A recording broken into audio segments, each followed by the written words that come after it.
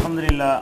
கண்ணியத்திற்குரிய எல்லாம் வல்ல அல்லாஹ் ஜல்ல ஷானஹு தஆலாவின் நல்லடியார்களே, இந்த நிகழ்ச்சியில் இஸ்லாத்திற்கு முரணான, நபி வழிக்கு முரணான மதுஹபுகள், தரிகாக்கள், தமிழக முஸ்லிம்களை பொறுத்தவரை மதுஹபுகளையும் தரிகாக்களையும் பின்பற்றினால் மறுமையிலே நாம் வெற்றி பெற முடியுமா, இதற்கு நபி வழியிலே ஆதாரம் இருக்கிறதா என்பதை தெளிவுபடுத்துவதற்காகத்தான் இந்த தலைப்பு நமக்கு தரப்பட்டிருக்கிறது. முதலிலே இந்த மதுஹபுகள், தரீகாக்களுக்குள் நேரடியாக நுழைவதற்கு முன்னால் இஸ்லாத்தினுடைய ஒரு அடிப்படையை நீங்கள் புரிந்து கொள்ள வேண்டும்.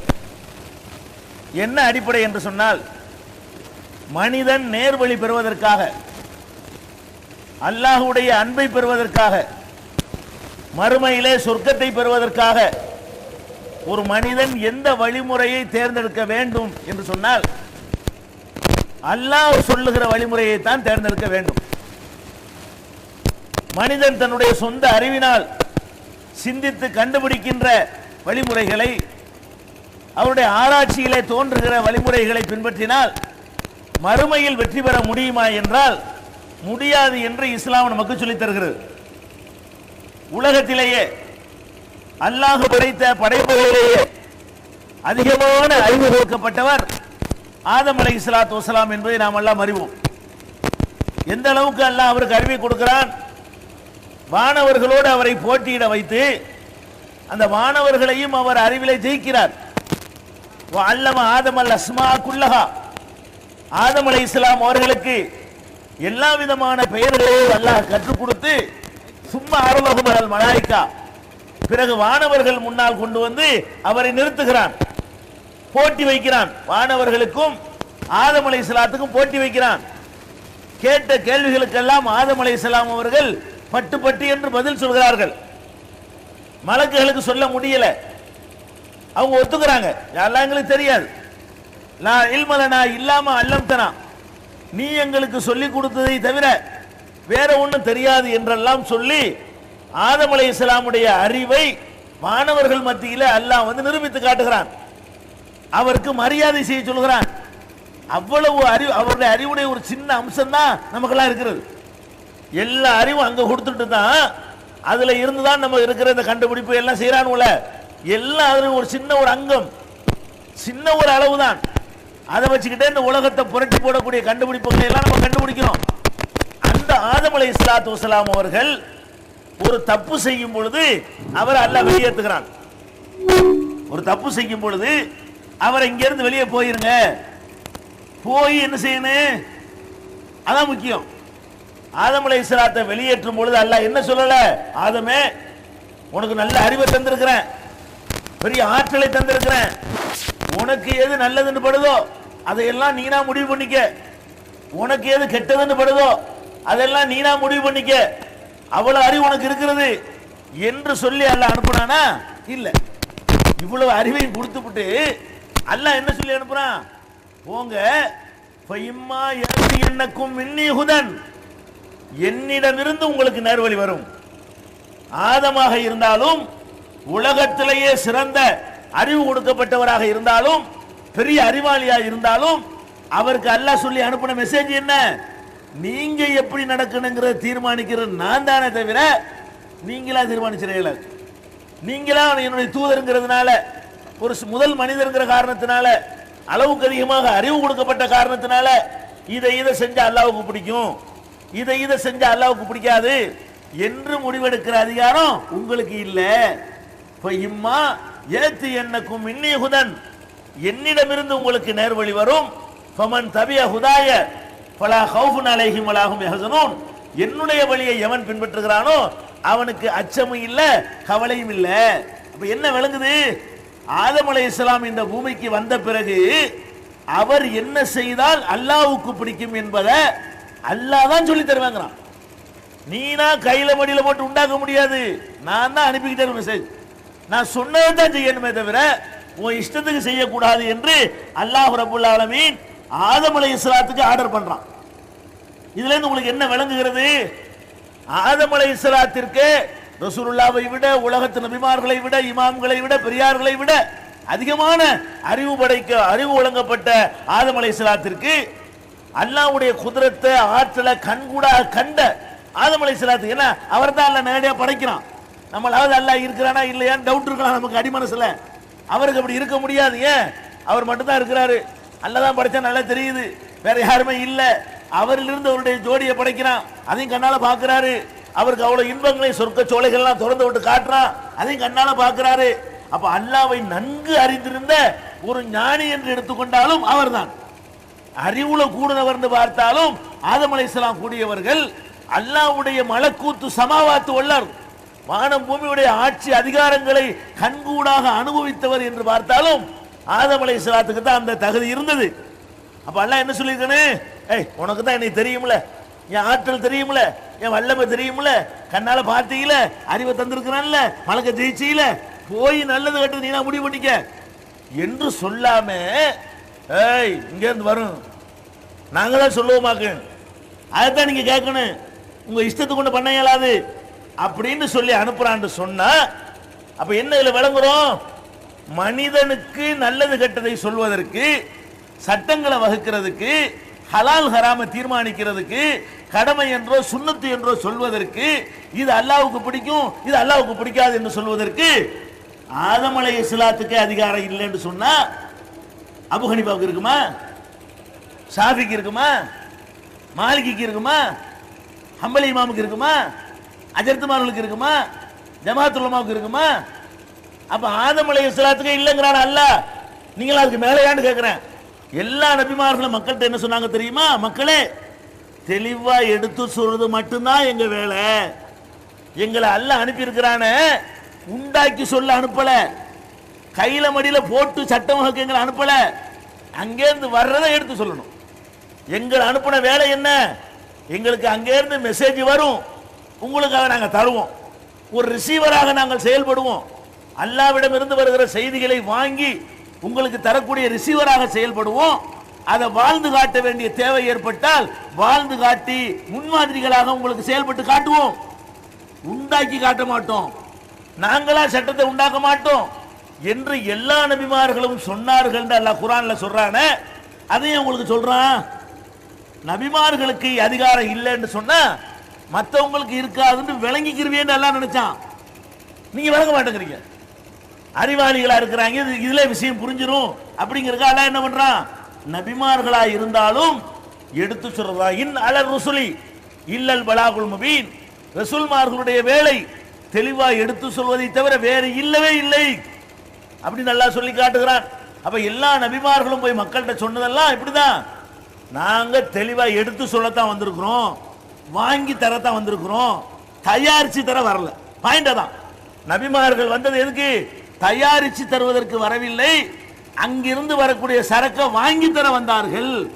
அப்ப வாங்கி தர்றதுதான் நபிமார்களுடைய வேலை என்று சொன்ன, நீங்க சொல்லக்கூடிய மதுகபு தரிக்காக்கார இமாம்கள்ங்கிறீங்களே, ஷேகுங்கிறீங்களே, இவங்க உண்டாக்கி தருவாங்கங்கிறீங்க, தயாரிச்சு தருவாங்கங்கிறீங்க, கையில மடியில போட்டு உங்களுக்கு சட்டம் சொல்வார்கள் நினைக்கிறீர்கள்.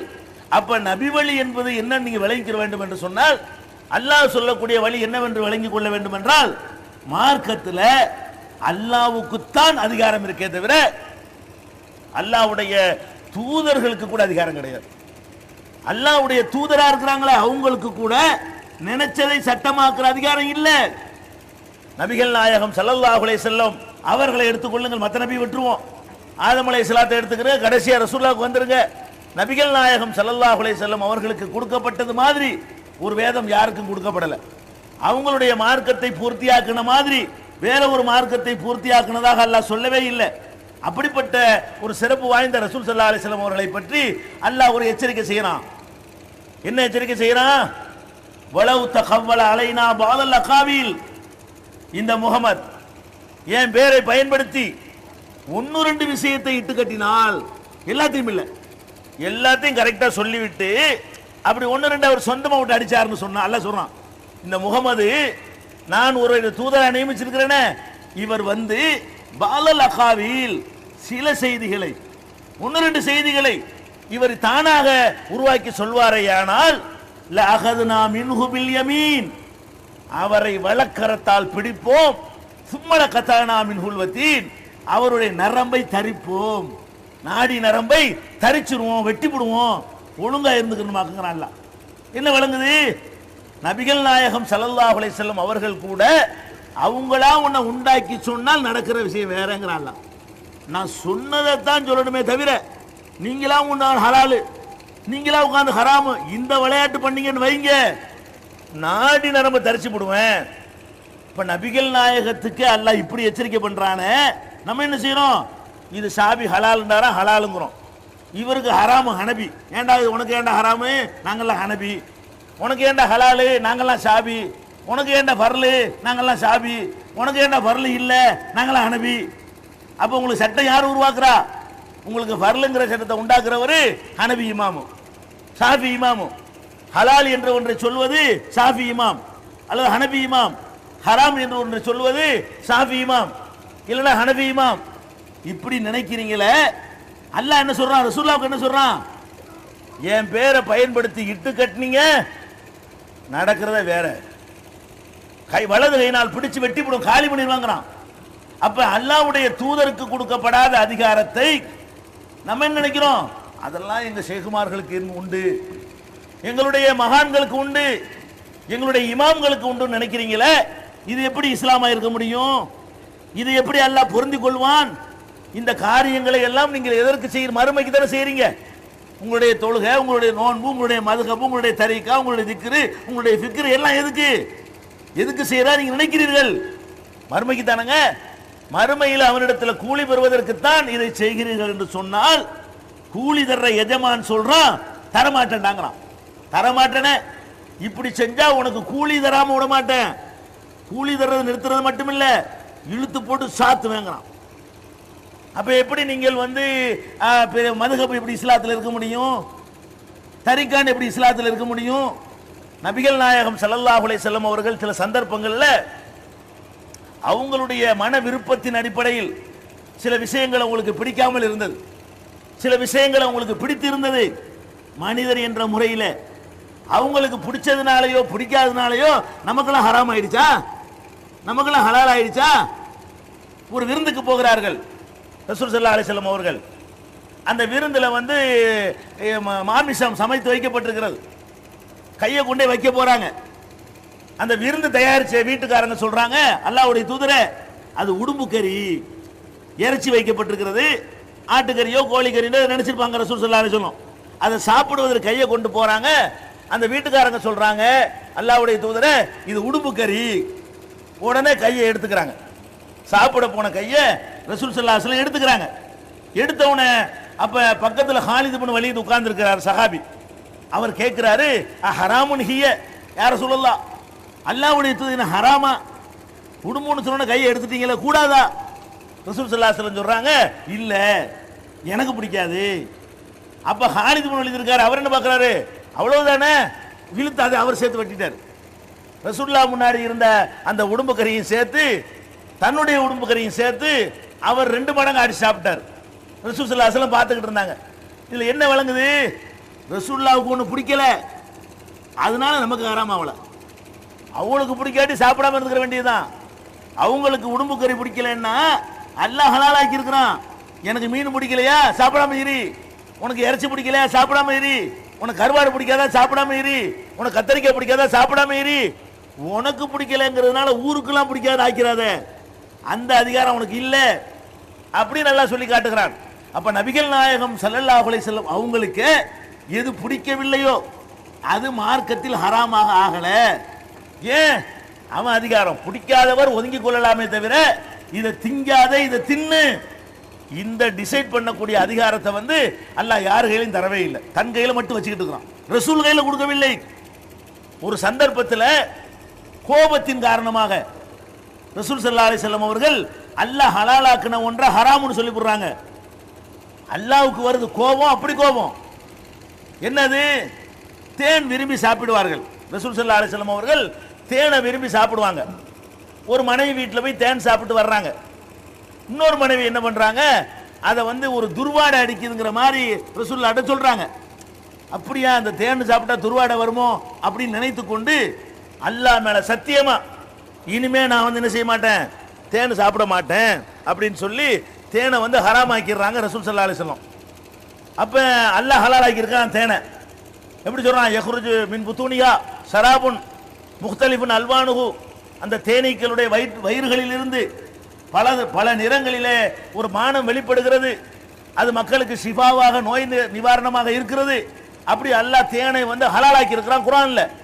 ரசூலுல்லாஹ் என்ன பண்றாங்க, அவங்களுக்கு அது பிடிச்சி இருந்தும் கூட, விரும்பி சாப்பிடுறவர்களா இருந்தும் கூட, ஒரு கோபத்தில் குடும்ப பிரச்சனைக்காக வேண்டி, மனைவிமார்களோடு ஏற்பட்ட ஒரு சண்டைக்காக வேண்டி அல்லாஹ் ஹலாலாக்குனதை வந்து ஹராமுன்ட்டாங்க.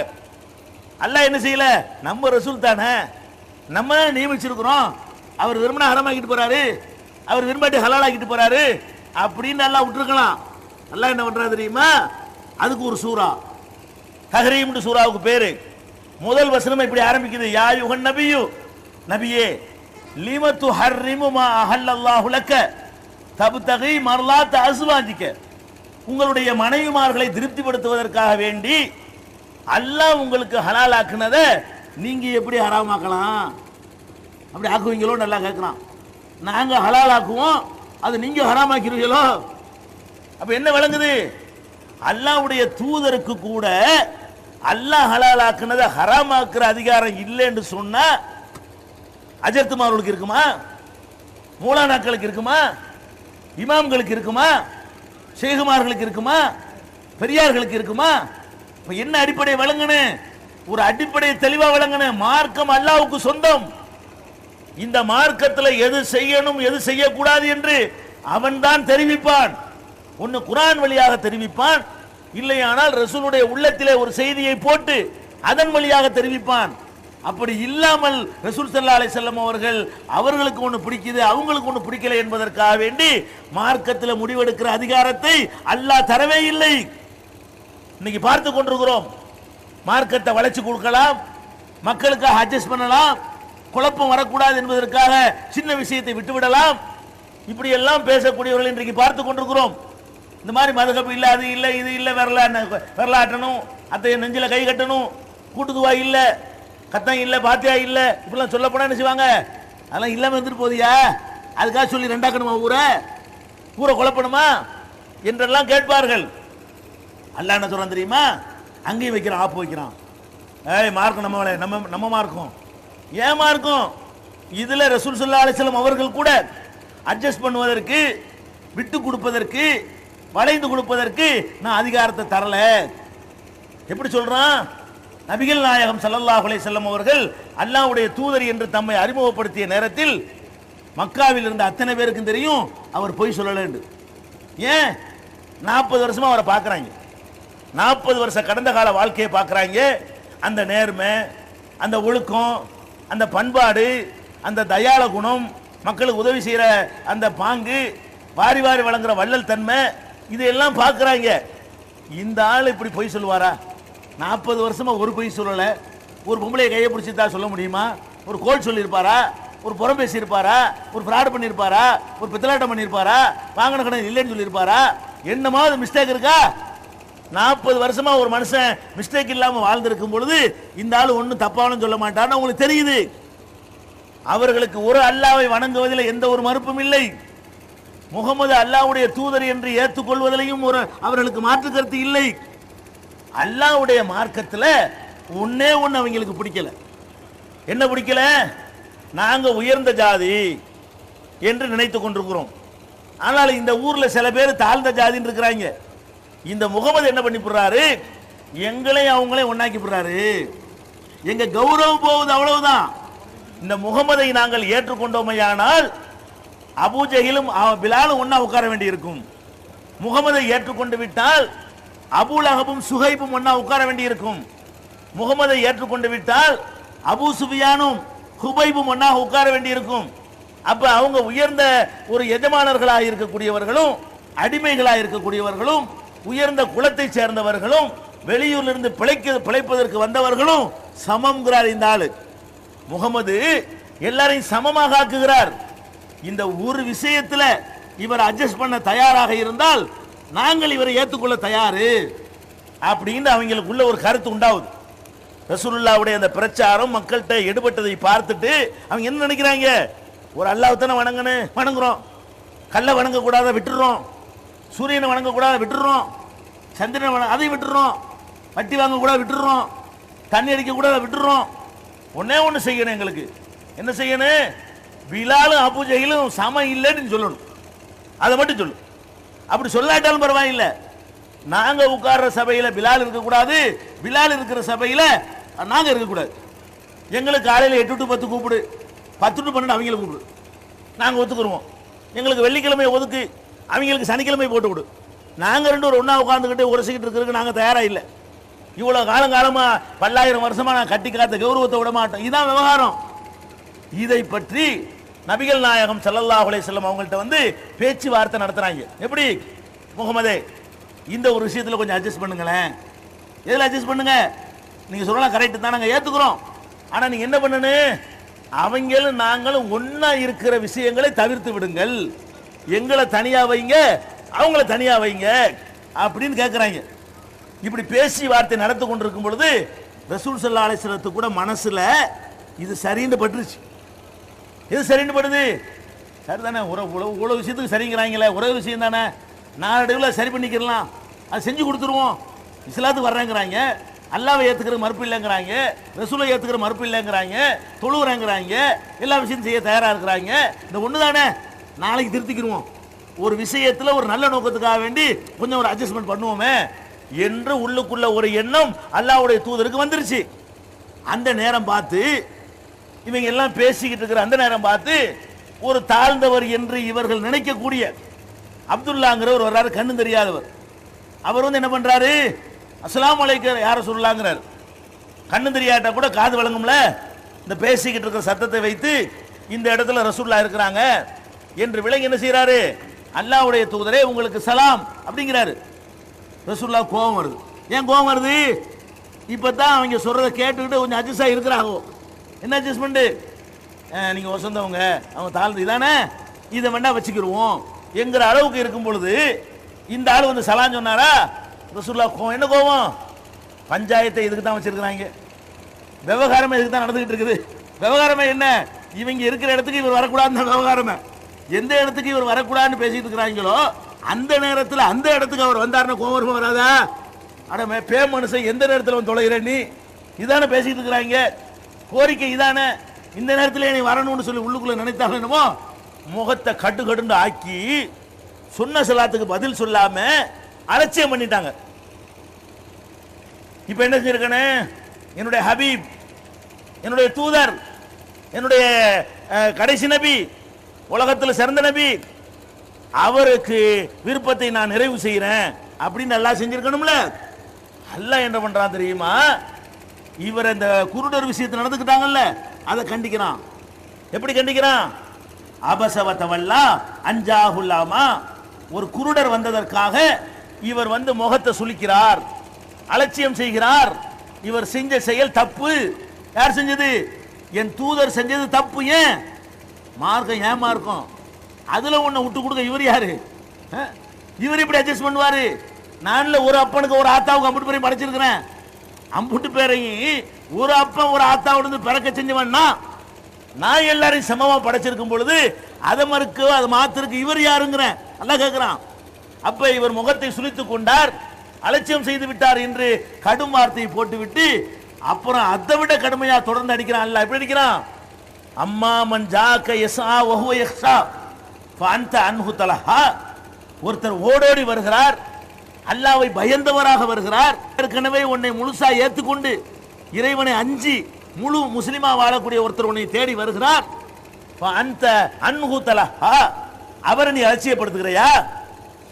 அம்மா மன் இஸ்தகனா, எவன் உன்னை தேவையில்லை என்கிறானோ, உன் மார்க்கத்தை அட்ஜஸ்ட் பண்ண சொல்கிறானோ, உன்னை வளைஞ்சு கொடுக்க சொல்கிறானோ, சில விஷயங்களை எங்களுக்காக மாற்றி அமைச்சு விடு என்று சொல்கிறானோ, சத்தா, அவனுக்கு வழியை போய் சொல்றியா நீ? எவன் உன் மார்க்கத்தில் கை வைக்க சொல்றானோ அவனுக்கு வழியை போய் சொல்லுவ. எவன் 100% உன்னை ஏத்துக்கிட்டானோ அவனை விரட்டுவியா நீ? அந்த ஆள் 100% ஏத்துக்கொண்டவர், இவன் 95 ஏத்துக்கிறவாங்கிறான், 5 விடுங்கிறான். இப்படி என்ன நினைச்சுக்கிட்டு இருக்கிற? 5 விடுன்னு உன்ட்ட பேரம் பேசுற உனக்கு வேணும், 100% பின்பற்ற உனக்கு வேணாமா? இவ்வளவு கடுமையான வார்த்தையை அல்லாஹ் யூஸ் பண்றானா என்ன விளங்குது? நபிகள் நாயகத்திற்கு கூட அவர்கள் ஒரு நல்ல நோக்கத்தில் கூட அவங்க ஒரு முடிவெடுக்கிற அதிகாரத்தை அல்லாஹ் கொடுக்கவில்லை. அவன் கொடுத்ததை எடுத்து சொல்ற மட்டும்தான் வேலை. நான் சொல்லுவேன், நீ எடுத்து மக்கள்கிட்ட சொல்லணும், அவ்வளவுதான் உன்னுடைய வேலையை தவிர நீங்க பாட்டுக்கு ஒரு நல்ல நோக்கத்துக்கு கொஞ்சம் பேரை வென்றெடுக்கலாம், அந்த ரூட்ல போகலாம், 4 நாளைக்கு கபரை மட்டும் சொல்லுவோம், மதுகபை சொல்லாம இருப்போம், கொஞ்சம் 10 வருஷம் கழிச்சு சொல்லுவோம், 25 வருஷத்துக்கு பிறகு தர்காவை எடுப்போம், 35 வருஷத்துக்கு பிறகு தரிக்காவை எடுப்போம் என்றெல்லாம் நீங்க ஏமாத்தி கொண்டிருக்கிறீர்களே, அதெல்லாம் உங்க அப்பா வீட்டு சொத்துல வச்சுக்கிறீங்க, மார்க்கத்தில் வச்சுக்கிறாதீங்க. விட்டு கொடுக்கிறதுக்கு உங்க அப்பா வீட்டு சொத்தா இருந்தா இவர்கிட்ட இந்த மாசம் இந்த கடன் தள்ளுபடி பண்ணிக்கிறோம், 3 மாசம் கழிச்சு தாங்க, நீங்க எந்த மாசம் கடன் தர வேணாம், இப்படி செய்யலாம். இது யார் மார்க்கம்? அல்லாஹ்வுக்கு சொந்தமான மார்க்கம். அப்ப அல்லாஹ்வுக்கு சொந்தமான மார்க்கத்தில் நபிகள் நாயகம் ஸல்லல்லாஹு அலைஹி வஸல்லம் அவர்களுக்கு கூட சில விஷயங்களை விட்டு கொடுப்பதற்கு அல்லாஹ் உடன்பட மறுக்கிறான். இன்னும் சொல்ல போனால் இதை இன்னொரு வசனத்தில் வேறு வார்த்தைகள் எல்லாம் சொல்றான். வஸ்பிர் நஃப்ஸக மஅல்லதீன யதுஊன ரப்பஹும் பில் கதாத்தி வல் அஷியி யுரீதுன வஜ்ஹஹு வலா தஅது ஐனாக அன்ஹும் துரீது ஸீனத்தல் ஹயாத்தி துன்யா. முஹம்மதே, யார் உன்னோடு முழு அளவுக்கு உன்னை ஏற்றுக்கொண்டிருக்கிறார்களோ, காலையிலும் மாலையிலும் அல்லாஹ்வை பிரார்த்தித்துக் கொண்டவர்களாக இருக்கிறார்களோ, அவங்களோடு உன்னை கட்டுப்படுத்திக் கொள். அவர்களை விட்டு உன் கண்களை உலக கவர்ச்சியை நாடி வேறு பக்கம் திருப்பிடாதே. அல்லாஹ் சொல்லி காட்டுறான், இவங்களோட நீ இருக்கணும், உன்ட பேரம் பேசணும்னு இருக்கக்கூடாது அப்படிங்கிற அல்லாஹ். அப்ப நம்ம எதுக்கு எல்லாம் சொல்றேன்? இந்த மார்க்கத்தை பொறுத்த வரைக்கும் எந்த ஒரு முடிவு எடுப்பதாக இருந்தாலும் அல்லாஹ் தான் எடுக்க முடியும், அல்லாஹ்வுடைய ரசூல் கூட எடுக்க முடியாது. அப்படிங்கிற ஒரு மார்க்கத்தை ஏற்றுக்கொண்டிருக்கிற நாம் இன்றைக்கு என்ன செய்கிறோம்? மதுஹப் என்கிறோம், தரிகா என்கிறோம். அல்லாஹ்வும் ரசூலும் சொல்லாதையெல்லாம் விட்டு அடிக்கிறாங்க. அதையெல்லாம் கேட்பதற்கு நாம் தயாராக இருக்கிறோம். எப்படி எல்லாம் தயாரா இருக்கிறோம்? தரிகாவை எடுத்துக்கணும், அடிப்படை மனசுல பதிய வச்சுக்கிட்டீங்களா? தரிகாண்டு வருவோம். தரிகாண்ட என்ன? தரிகா என்று சொன்னால் ஒரு மனிதன் தன்னை பக்குவப்படுத்திக் கொள்ள இயலாது. தரிகாக்கு ஆள் பிடிக்கிற வழிமுறையை உங்களுக்கு சொல்றேன். தரிகாண்டு எப்படி ஆளை பிடிப்பாங்க என்று கேட்டா, நீங்கள் எவ்வளவு தப்பு செய்கிறீர்கள், அல்லாஹ்வை பற்றி உங்கள் நம்புகிறீர்கள், ஆனால் தண்ணி அடிக்கிறீர்கள், அல்லாஹ்வை நம்புகிறீர்கள், விபச்சாரம் செய்து விடுகிறீர்கள், அல்லாஹ்வை நம்புகிறீர்கள், பொய் சொல்கிறீர்கள், அல்லாஹ்வை நம்புகிறீர்கள், தொழாமல் இருக்கிறீர்கள், அல்லாஹ்வை நம்புகிறீர்கள், பல தப்புகளை செய்கிறீர்கள். என்ன காரணம்? உங்களுடைய ஆன்மீக பக்குவம் உங்களுக்கு இல்லை என்று இதான் காரணம். அதுக்கு என்ன செய்யணும் தெரியுமா? குர்ஆனை படிக்கிறீர்கள், ஹதீஸை படிக்கிறீர்கள், அதெல்லாம் உங்களுடைய உள்ளத்தில் எந்த தாக்கத்தையும் ஏற்படுத்த மாட்டேன் என்கிறது. வரதட்சணை வாங்கக்கூடாது என்று பயான் சொல்கிறார்கள், வாங்காம இருக்கிறீங்களா? வட்டி வாங்கக்கூடாது என்று பயான் சொல்கிறார்கள், அதை வாங்காம இருக்க முடிஞ்சா உங்களால? அப்ப என்ன பண்ணணும்? இதிலிருந்து நீங்கள் விடுபட வேண்டுமானால் உங்க உள்ளத்தை பக்குவப்படுத்தக்கூடிய ஒரு ஞானம் இருக்கிறது. அது எங்களை மாதிரி பக்குவப்பட்ட ஷேகுமார்கள்ட்ட வந்து உங்க கையை கொடுத்து உங்க கையோட எங்க கையோட சேர்த்து நாங்க ஒரு பவரை ஏத்துறோம்னு வைங்க, அப்ப வந்து நீங்க ஒழுங்காயிருவீங்க, நீங்க தப்புகள்ல இருந்து விடுபடுவீங்க, நீங்க நல்ல முஸ்லிமா வாழ்ந்துருவீங்க. அப்ப பக்குவம் பெற்றவர்களை வைத்து பக்குவம் பெறாதவர்கள் வந்து என்ன செய்யணும்? அந்த பக்குவத்தை வாங்கிக்கிறேன்னு. இந்த ஏட்டு படிப்பெல்லாம் உதவாது. குர்ஆன்ங்கிற ஏட்டு படிப்பு, ரசூலுல்லாஹ் சொல்லி தந்த ஏட்டு படிப்பெல்லாம் உங்களை பக்குவப்படுத்த உதவாது. பக்குவப்படுத்துறதுக்குன்னு தனி மெத்தட் இருக்கிறது. பவர் ஏத்தணுமா? பவர் ஏத்துவாராம் யாரு? ஏற்கனவே ஒரு பவர் வந்துருச்சான், மகான். அந்த மகான்கள்ட்ட போனீங்கன்னு சொன்னா அவங்கள்ட்ட உறுதிமொழி வாங்கினா உங்க உள்ளம் பக்குவப்படும். இவங்க வெளிப்படையான செயல்களை தான் உங்களுக்கு சொல்லி தருகிறார்கள். யாரு? இப்ப நாங்கள் உள்ளலாம் மற்ற மதரசாக்கள் எல்லாம் என்ன சொல்லி தர்றாங்களா? வெளிப்படையா தொழுவுற நோன்பு இதைத்தான் சொல்லி தருகிறார்கள். ஆன்மீக பக்குவத்தை சொல்லி தந்திருக்கிறார்களா அப்படின்னு உங்கள்ட்ட கேட்பாங்க. சில பேர் இது கரெக்ட் தானே, இது உண்மை தானே, இது உண்மை. நம்ம அல்லாஹ்வை நம்புறோம், தண்ணி அடிக்கிறோம், அப்படி 10 பேர் இல்லையா? இங்க இருக்கிறோம். அல்லாஹ்வை நம்புறோம், வட்டி வாங்குறோம், அப்படி 10 பேர் இல்லையா? இருக்கிறோம். அல்லாஹ்வை நம்புறோம், அப்படி 10 பேர் இல்லையா? இருக்கிறோம். அப்ப அவங்க சொன்ன தப்புகள்லாம் அங்கங்க இருக்கு பாருங்க. அவன்லாம் நினைக்கிறான் சரிதானே, அல்லாஹ்வை நம்புறோம் அப்படியே வட்டி வாங்குறோம், அல்லாஹ்வை நம்புறோம் அப்படியே வரதட்சணை வாங்குறோம், அல்லாஹ்வை நம்புறோம் அப்படியே சினிமாக்கு போறோம், அல்லாஹ்வை நம்புறோம் அப்படியே நோன்பு வைக்காம இருக்கிறோம். கரெக்ட் தானே சொல்றாங்க? ஆமாங்க, சொல்றது சரிதாங்க, நாங்க திருந்த போறோம்ங்க. உங்கள்கிட்ட போறது இவங்க என்ன பண்ணுவாங்க? கையை கொடுத்து ஒரு பையத்துன்னு பண்ணுவாங்களா? அப்படியே பக்குவமாயிரும் இப்படிங்கிறதாக்கு தரிகாவுடைய ஒரு அடிப்படை. தரிகான்னு சொல்லக்கூடியவனுடைய ஒரு அடிப்படை என்னன்னு கேட்டா, செய்கை என்று சொல்லப்படக்கூடிய ஒரு செய்தான் உங்க உள்ளத்தை எல்லாம் பக்குவப்படுத்துவான் அப்படி நம்புறீங்க. இதுல இதை பல விஷயங்கள்ல உரசி பார்க்கணும். எப்படி உரசணும்? முதல்ல ஒரு மனிதனை செய்கை என்று, பக்குவப்பட்டவன் என்று, அவன் நமக்கெல்லாம் கிடைக்காத ஒரு பக்குவத்தை அவன் அடைந்து விட்டான் என்று நம்புறதா இருந்தால் அதுக்கு என்ன ப்ரூஃப்? அதுக்கு என்ன ப்ரூஃப்? செய்குங்கிறான அவன் பக்குவம் அடைஞ்சிருக்கிறானா? செய்குங்கிறான அவன் 100% கரெக்டா இருக்கிறானா? இருந்தா நீங்க சொல்லலாம். செய்குன்னு சொல்றவன் யாரு? நம்மளுக்கு விட அவன் எந்த வகையிலும் உயர்ந்தவன் கிடையாது. நம்மளை விட எந்த வகையிலும் பண்பட்டவன் கிடையாது. நம்மளை விட எந்த வகையிலும் பக்குவப்பட்டவன் கிடையாது. யாரு? யாரை நீங்க செய்குன்னு சொல்றீங்களோ அவன் சராசரி மனிதன் எந்த அளவுக்கு பக்குவம் பெற்றிருக்கிறானோ அப்படி பெற்றிருக்கிறானா? பெற்றுட்டே கிடையாது. அதுக்கு என்ன ஆதாரம்? நீங்க பார்த்தீங்கன்னு சொன்னா, இப்ப நம்ம இருக்கிறது சாப்பிடுவோம். வெந்தய தின்னுட்டு விதி வந்தா சாவுறது நம்ம ஒரு கொள்கை வச்சிருக்கிறோம்.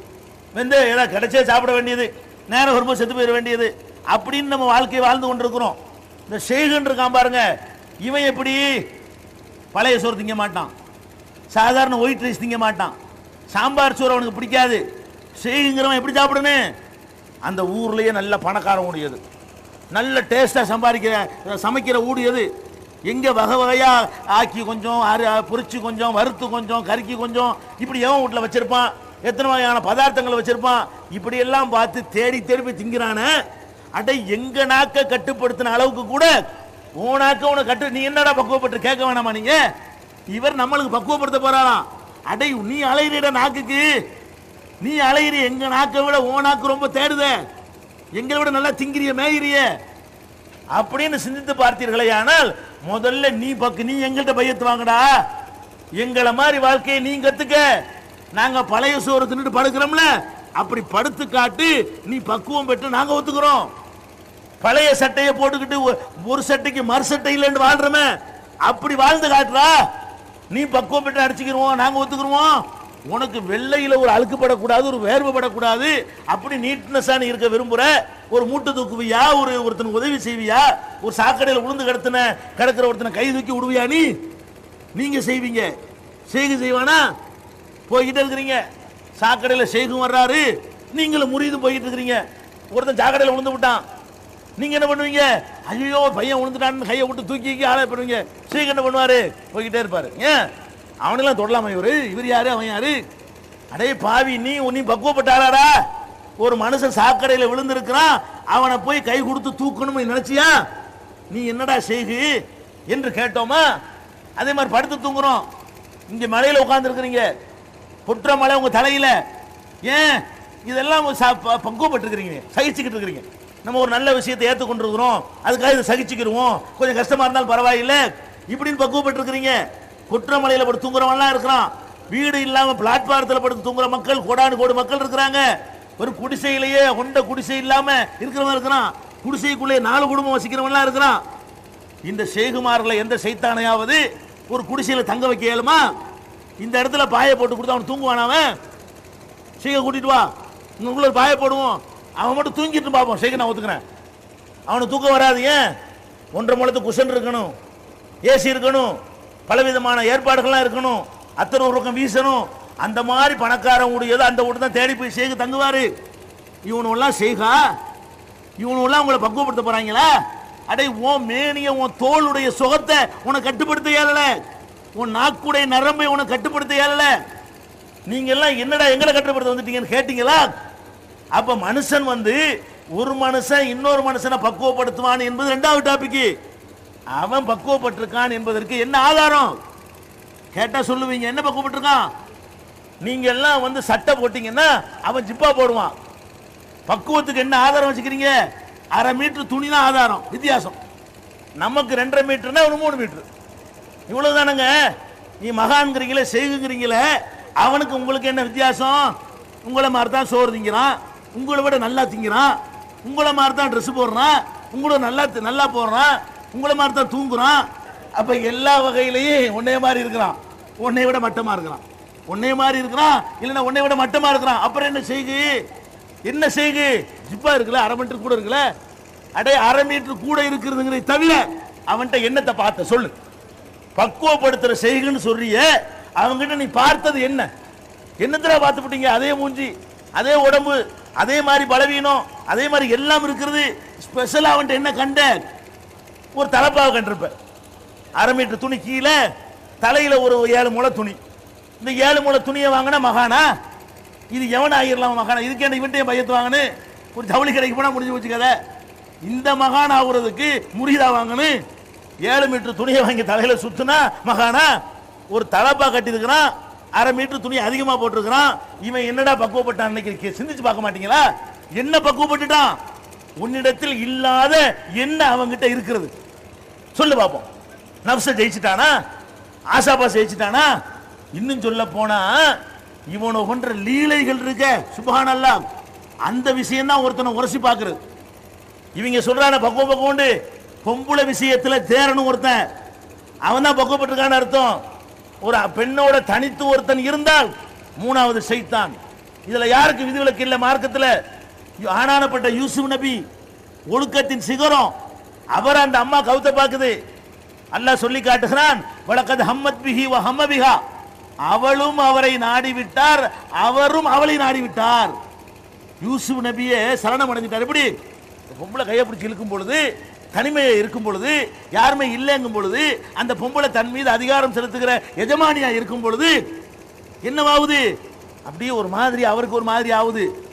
அல்லாஹ் சொல்லி காட்டுறான், லவ்லா அர்ரா புர்ஹான ரப்பிஹி, ரப்புடைய அத்தாட்சியை மட்டும் பார்க்கல அவர் அவுட் ஆயிருப்பாருங்க. அல்லாஹ் தூதர் என்பதற்காக அவன் ஏதோ ஒரு பயத்தை காட்டி யூசுப் நபியை அல்லாஹ் காப்பாத்தி விட்டான். இதான் மனுஷன், இதுல எவனும் ஜெயிக்க முடியாது. எந்த நபியும் எந்த மகானும் எந்த பெரியாரும் தனித்து இருந்தால், சந்தர்ப்பம் இருந்தால், அல்லாஹ் நாடினாலே தவிர, அல்லாஹ்வுடைய பிரத்யேகமான அருள் இருந்தாலே தவிர அவுட்டு.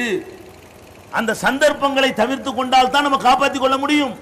3வதா சைத்தான் அங்கே இருப்பான்னு சொல்லப்படுது. இந்த ஞானின்னு சொல்லக்கூடிய, மகான்னு சொல்லக்கூடிய, செய்கன்னு சொல்லக்கூடிய அயோக்கியர்கள் என்ன பண்றாங்க? தந்தை மகள் உறவு தானா எல்லாரோடையும். அவளுக்கு என்ன உறவா? எந்த பொம்பளையோடும் தனியா இருப்பாராம். அது எப்படிப்பா இருக்கிறது? ஆம்பளை இல்லையா? அவர் தந்தை, ஆன்மீக தந்தை. உங்களுக்கு அல்லாஹ் குர்ஆன் என்ன சொல்றான்? அட பாவிகளா, உதுஊஹும் லி ஆபாயிஹிம், அடே பெத்த அப்பன் பெயரால் அவர்களை அழையுங்கள், அவன் தான் அப்பன். உங்களை பெறாதவன் அப்பனாக மாட்டான். இன் உம்மஹாத்துஹும் இல்லல்லாஹி வலதுனஹும், யார் வயிற்றுல சுமந்து பெற்றெடுக்கிறார்களோ அவங்க தான் அம்மான்னு சொல்ல முடியும். சும்மா பொம்பளை எல்லாம், அத்தனை பொம்பளை அத்தனை பேர் அம்மா கிடையாது. அத்தனை ஆம்பளையும் அத்தனை பொம்பளைக்கும் அப்பன் கிடையாது. பெத்து எடுத்தா தான் அப்பன், பெத்து எடுத்தாதான் ஆத்தா அப்படின்னு அல்லாஹ் வந்து குர்ஆன்ல சொல்றான். இப்படி என் புள்ள மாறின்னு ஒருத்தன் சொன்னால், இவர்கள் இன்னஹும் ல யகூருன முன்கர மினல் கௌலி வஸூரா, விற்கத்தக்க பொய்யை சொல்கிறார்கள், அப்படி கிடையாது என்று அல்லாஹ் சொல்கிறான்.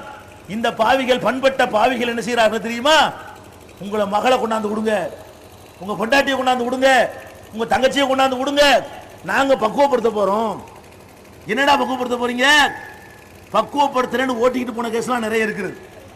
ஆமா, இந்த மகான்கள் சொல்லி வர்றான், இவனு விளங்காத்தனமா அவனோட நம்பி மார்க்கம் தெரியாம, அல்லாஹ் ரசூல் என்ன சொன்னான்னு விளங்காம, மகான் தானே வந்திருக்காரு, அஜர் தானே வந்திருக்காரு, மௌலானா வந்திருக்காரு, ஷேக் வந்திருக்காருன்னு சொல்லி கொண்டே கூட அவன் என்ன பண்றான்? ராத்திரி மூட்டை கட்டி கிளம்பி ஓடி போயிடறான், மகளை கூட்டிட்டு ஓடி போயிடறான், ஒருத்த முன்னாடி கூட்டிட்டு ஓடி. யார்? ஷேக். இவங்க எல்லாம் பக்குவப்பட்டவங்க, இவங்க எல்லாம் பக்குவப்பட்டு உங்களை பக்குவப்படுத்த போறாங்க. அப்ப நம்ம என்ன விளங்கணும்? நீங்கள் மகான் என்று ஒருவனை முதல்ல தீர்மானிப்பதாக இருந்தால், அவன் உங்களை பக்குவப்படுத்துவான் என்பது உண்மையாக இருந்தால், அவன் பக்குவப்பட்டு இருக்கிறானா? உங்களுக்கு இல்லாத ஏதாவது ஒன்று அவன்கிட்ட இருக்குதான்னு சோதனை செய்து பாருங்கள். இந்த மேடையில் கொண்டாந்து உட்கார வைங்க, ஒரு நாளைக்கு 24 மணி நேரம் அவன் சாப்பிடாம இருந்து காட்டட்டும். கல்வத்து இருப்பாங்க, கல்வத்துன்னு இருப்பான். என்னது கல்வத்து? அதுக்கு பேரு தனிமையில் இருக்கிறது. தனிமையில் இருக்கிற ஒரு இபாதத்தா? ரசூலுல்லாஹ் கூட தனிமையில் இருக்க தான் போனாங்க. விரட்டி விட்டான்ல, போய் சொல்லுண்டு விளையாட்டு பட்டு எங்க வர்றியான்னு சொல்லி ஈராக் போய் போனாங்க. அது நல்லதுன்னு சொல்லி டெய்லி வான்னு சொன்னதா அல்லாஹ்? எது வரைக்கும் போனாங்க? அல்லாஹ்ட்ட இருந்து வஹி வர்ற வரைக்கும் தான் போனாங்க. வஹி வந்தவுடனே முகமது சூப்பர் வேலை பண்ணுன, அடுத்த வாரம் வா, டெய்லி வா, இங்க வந்து உட்கார்ந்து சொன்னானா? போ இக்ரான்னு சொல்லி ஓத சொன்னா. ரெண்டாவது என்ன பண்ணா? மறுபடியும் வந்தாங்களா? போய் மக்களுக்கு எச்சரிக்கை பண்ணு, கும்பாந்திர் ஒரு அப்பக்க கபீர், போய் மக்களுக்கு சொல்லுவியான்ட்டு. அப்புறம் போகலையே. அப்ப அல்லாஹ்வுடைய விருது இந்த தனிமையில போறது நல்லது என்று இருந்தால் அல்லாஹ்வுடைய ரசூலை 13 வருஷமும் ஹிரா குகையில உட்கார வச்சிருப்பான். போய் மக்களுக்கு சொல்லுவியா என்னங்க உட்கார்ந்துருக்கிற அப்படின்னு அல்லாஹ் அனுப்பி விட்டுட்டான். இவங்க என்ன பண்றாங்க, நாங்க ஹல்வத் இருக்க போறோம். ஹல்வத் இருக்கிறீல, நீ உன் வீட்டுல உன் ரூம்ல ஹல்வத்துன்னு உட்கார்ந்து ஏமாத்திட்டு இருக்கிறீல. 40 நாள் சில்லா இருக்கிறாரு, அதுக்கு பேர் சில்லாமா. 40 நாள் சில்லா இருக்கிறாரு, 40 நாள் ஹல்வத்தில் இருக்கிறாரு. இந்த 40 நாள் ஹல்வத் இருக்க வேணாம், ஒரே ஒரு நாள் இங்க உட்கார்ந்து காட்டு ஹல்வத். இந்த மாதிரி போக்கஸ் லைட்டை போடுவோம்.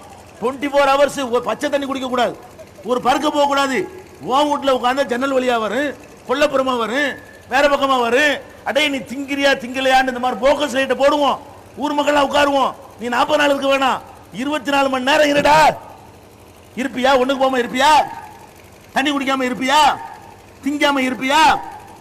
ஃப்ராட் அம்புட்டு ஹல்வத் இருக்கிறாரு. இப்படி ஒரு மார்க்கமா இது? உங்களுக்கு திங்கிறதுக்கான எல்லாத்தையும் எல்லாம் படைச்சிருக்கேன்னு சொல்றான். நல்லா தின்னுங்க பருவங்கள் எல்லாம் கட்டளை எடுக்கிறான். பக்குவப்படுத்துறேங்கிற பேர்ல 40 நாள் திங்க மாட்டோம் சொல்லி கடத்தனமா திங்கிறாங்க. திங்காம இருக்க மனுஷன் இருக்க முடியுமா?